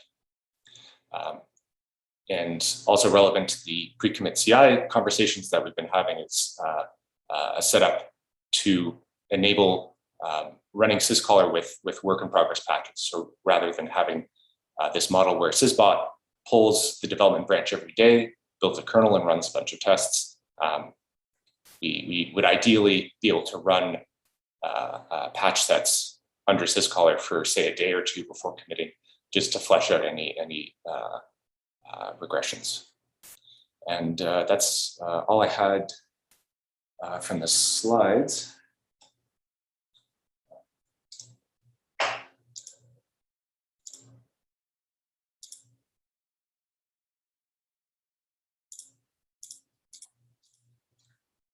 And I just want to quickly show what the sysbot dashboard looks like. So there's a number of different operating systems targeted or that are continuously being fuzzed by syscaller. This is the FreeBSD dashboard. We still have a fairly large number of bugs open, like I said. I'm hoping to get that down. Many of them do have reproducers. Quite a few of these have actually already been fixed. You can see, for instance, that the last occurrence of some of these bugs was quite a long time ago, which strongly suggests that they were resolved one way or another. And you can also, if you're curious, take a look at all the bugs that have been fixed over the past couple of years in this panel here. And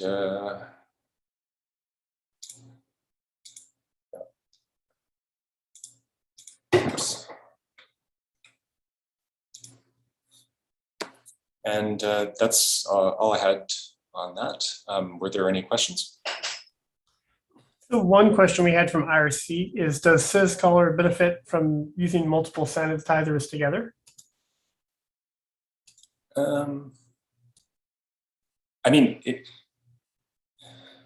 depends. So some sanitizers just simply aren't compatible with each other for kind of low-level technical reasons. In fact, syscaller depends on the use of the coverage sanitizer.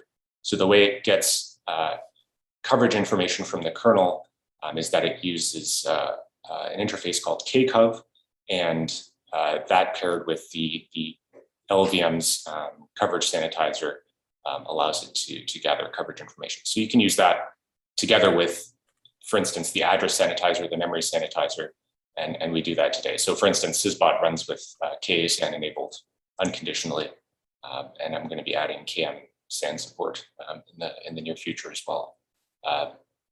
So in some sense, yes, but sometimes it doesn't make sense to combine sanitizers. Like you can't combine address and memory sanitizers together. The implementation just doesn't support it.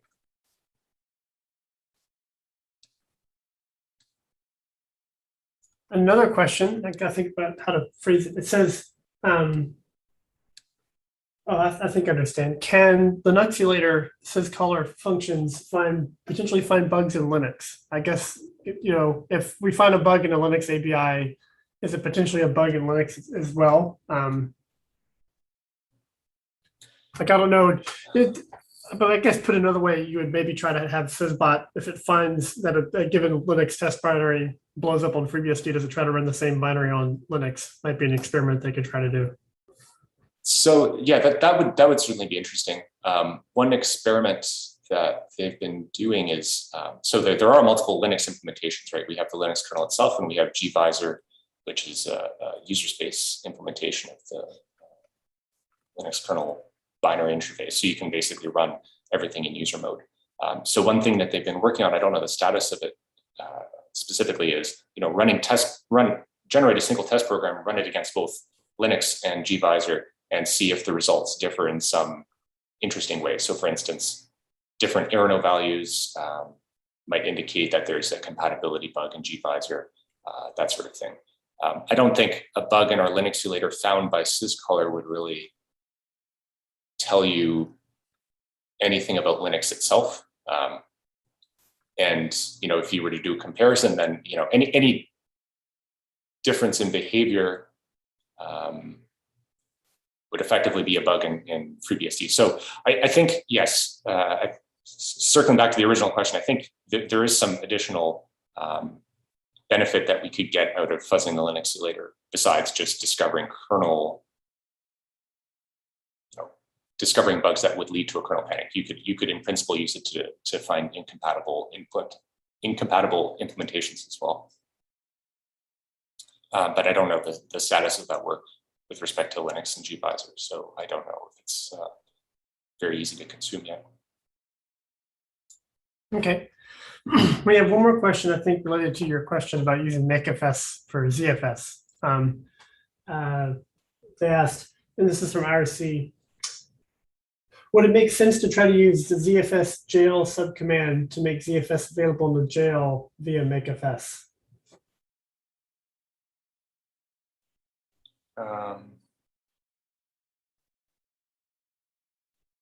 I don't think that would really help me here, because what I really want to do is just make a pool. Gotcha. And as I understand, well, I think that's the kind of, like, if I wanted to make a simple VM image that would boot under bhyve, I don't see an approach that doesn't involve creating a Z pool, creating a few data sets on it, and then booting from that. And the problem is that creation of Z pools is administratively prohibited in a jail. Like the kernel simply doesn't permit it. I'm not sure. I'm not completely sure why that should be disallowed. Like, would it make sense to perhaps enable the use case of creating memory disks in a jail and then creating a Z pool on those disks? I'm not sure. You could imagine, at least if that's the route you wanted to take, we have a whole way to add new knobs for jails, right? You can allow things. So you could at least add a knob to ZFS to, on a given jail, you could turn on the ability to create Z pools in that jail. And then you could do the MD thing inside that jail at least. And you could have, build jails where you turn this on. It's still somewhat convoluted to use MD to do all this, but that may be trying to shove all of ZFS into makefs. I mean, I guess there is libZFS, but I don't know how much of, I don't know enough of the internals to know if that would allow you to write to do it in makefs style or not. Well, I know that a lot of the OpenZFS code base can be compiled in user space, and that's done for testing purposes, but I don't know if anyone's tried to enable any real functionality that way. So I guess that's what I'm most curious about. That may be a good question for an OpenZFS monthly call, actually. Mhm. Perhaps rather than here.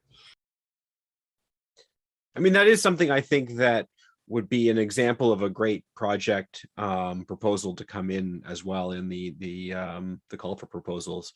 You know, I think userland ZFS image creation is via MakeFS is something that would be very useful for many use cases. Another thing that I've prototyped doing was booting a kernel with an MD root, and then just passing the devices that I want to create an image from, and then basically create the image in the VM itself, shut down the VM, and then use that. But that's again a bit complicated to set up for the build pipeline.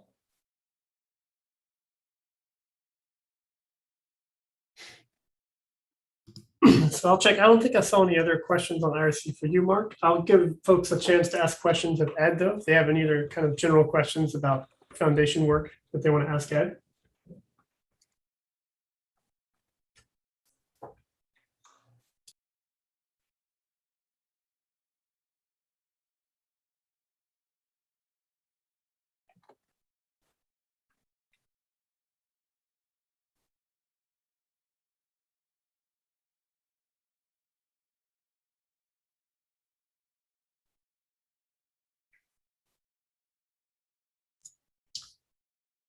Okay, well, I don't see any other questions, so I think that brings us to the end of our summit this year. Let's see if you want to turn on some cameras. So I guess this was a thank you, folks, for coming to our vendor summit this year. So I had a couple of things I wanted to kind of go over as we're wrapping up our 2021 edition of a FreeBSD Vendor Summit. And I need my list because I will miss things if I don't look at my list. So one of the first things I want to mention is we do have a survey as we've had at other developer and vendor summits, and Anne's going to drop the link. I think it's on the wiki page. We'll also drop it in all the various chat places. It really helps us if you fill out the survey and give us feedback on, let us know which things worked well, which things worked less well, what the many possible changes for the future. So please, we have a chance to take a few minutes to fill it out. It's only a few questions. It shouldn't take very long. Let's see. I did want to give a bit of a plug for the FreeBSD journal. I know Arca mentioned it during his talk earlier this morning that he has an article coming out in the next issue of the journal that digs into more detail of his work with Open Channel SSDs. I know the previous article also has some the previous issue has some articles about FreeBSD development. It has an article from Mark where he kind of talks about some of the workflows that he uses when working on FreeBSD kernel stuff. Also, there's an article about using GetArc for uploading reviews to Fabricator and some other ones. We hope to have an article from Alexander, who spoke yesterday about some of the work he's done with ZFS in a future issue as well. Also, if you're ever interested in writing about something for the FreeBSD journal, you can, I think it's journal@freebsdfoundation.org. You can just drop an email there and it'll go to the right folks, and we can help you get hooked up with getting published in our magazine. Let's see. So all the talks, clearly you can go back and watch the YouTube stream if there's something you missed or some detail you want to go check. So they're going to be available on YouTube in perpetuity, but we will also be cutting out individual talks as separate videos and uploading those probably sometime around December. So if you want a chance to go back and watch something, look for those videos to show up on the YouTube projects, the FreeBSD projects YouTube channel. There's also several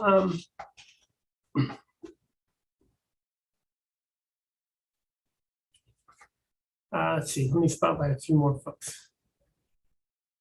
I'm trying to. Let's see. We also have some upcoming events. Here's, I don't know if someone else can do the spotlighting while I'm trying to talk because I can't quite chew gum that well. We have some upcoming events that are BSD related in the future. So I know FOSDEM is going to be virtual this year, and they're scheduled for February 5th and 6th, and you can find details about that on FOSDEM's website. with their CFP and so forth. We usually have a BSD dev room there, so that's a good conference if folks want to meet up.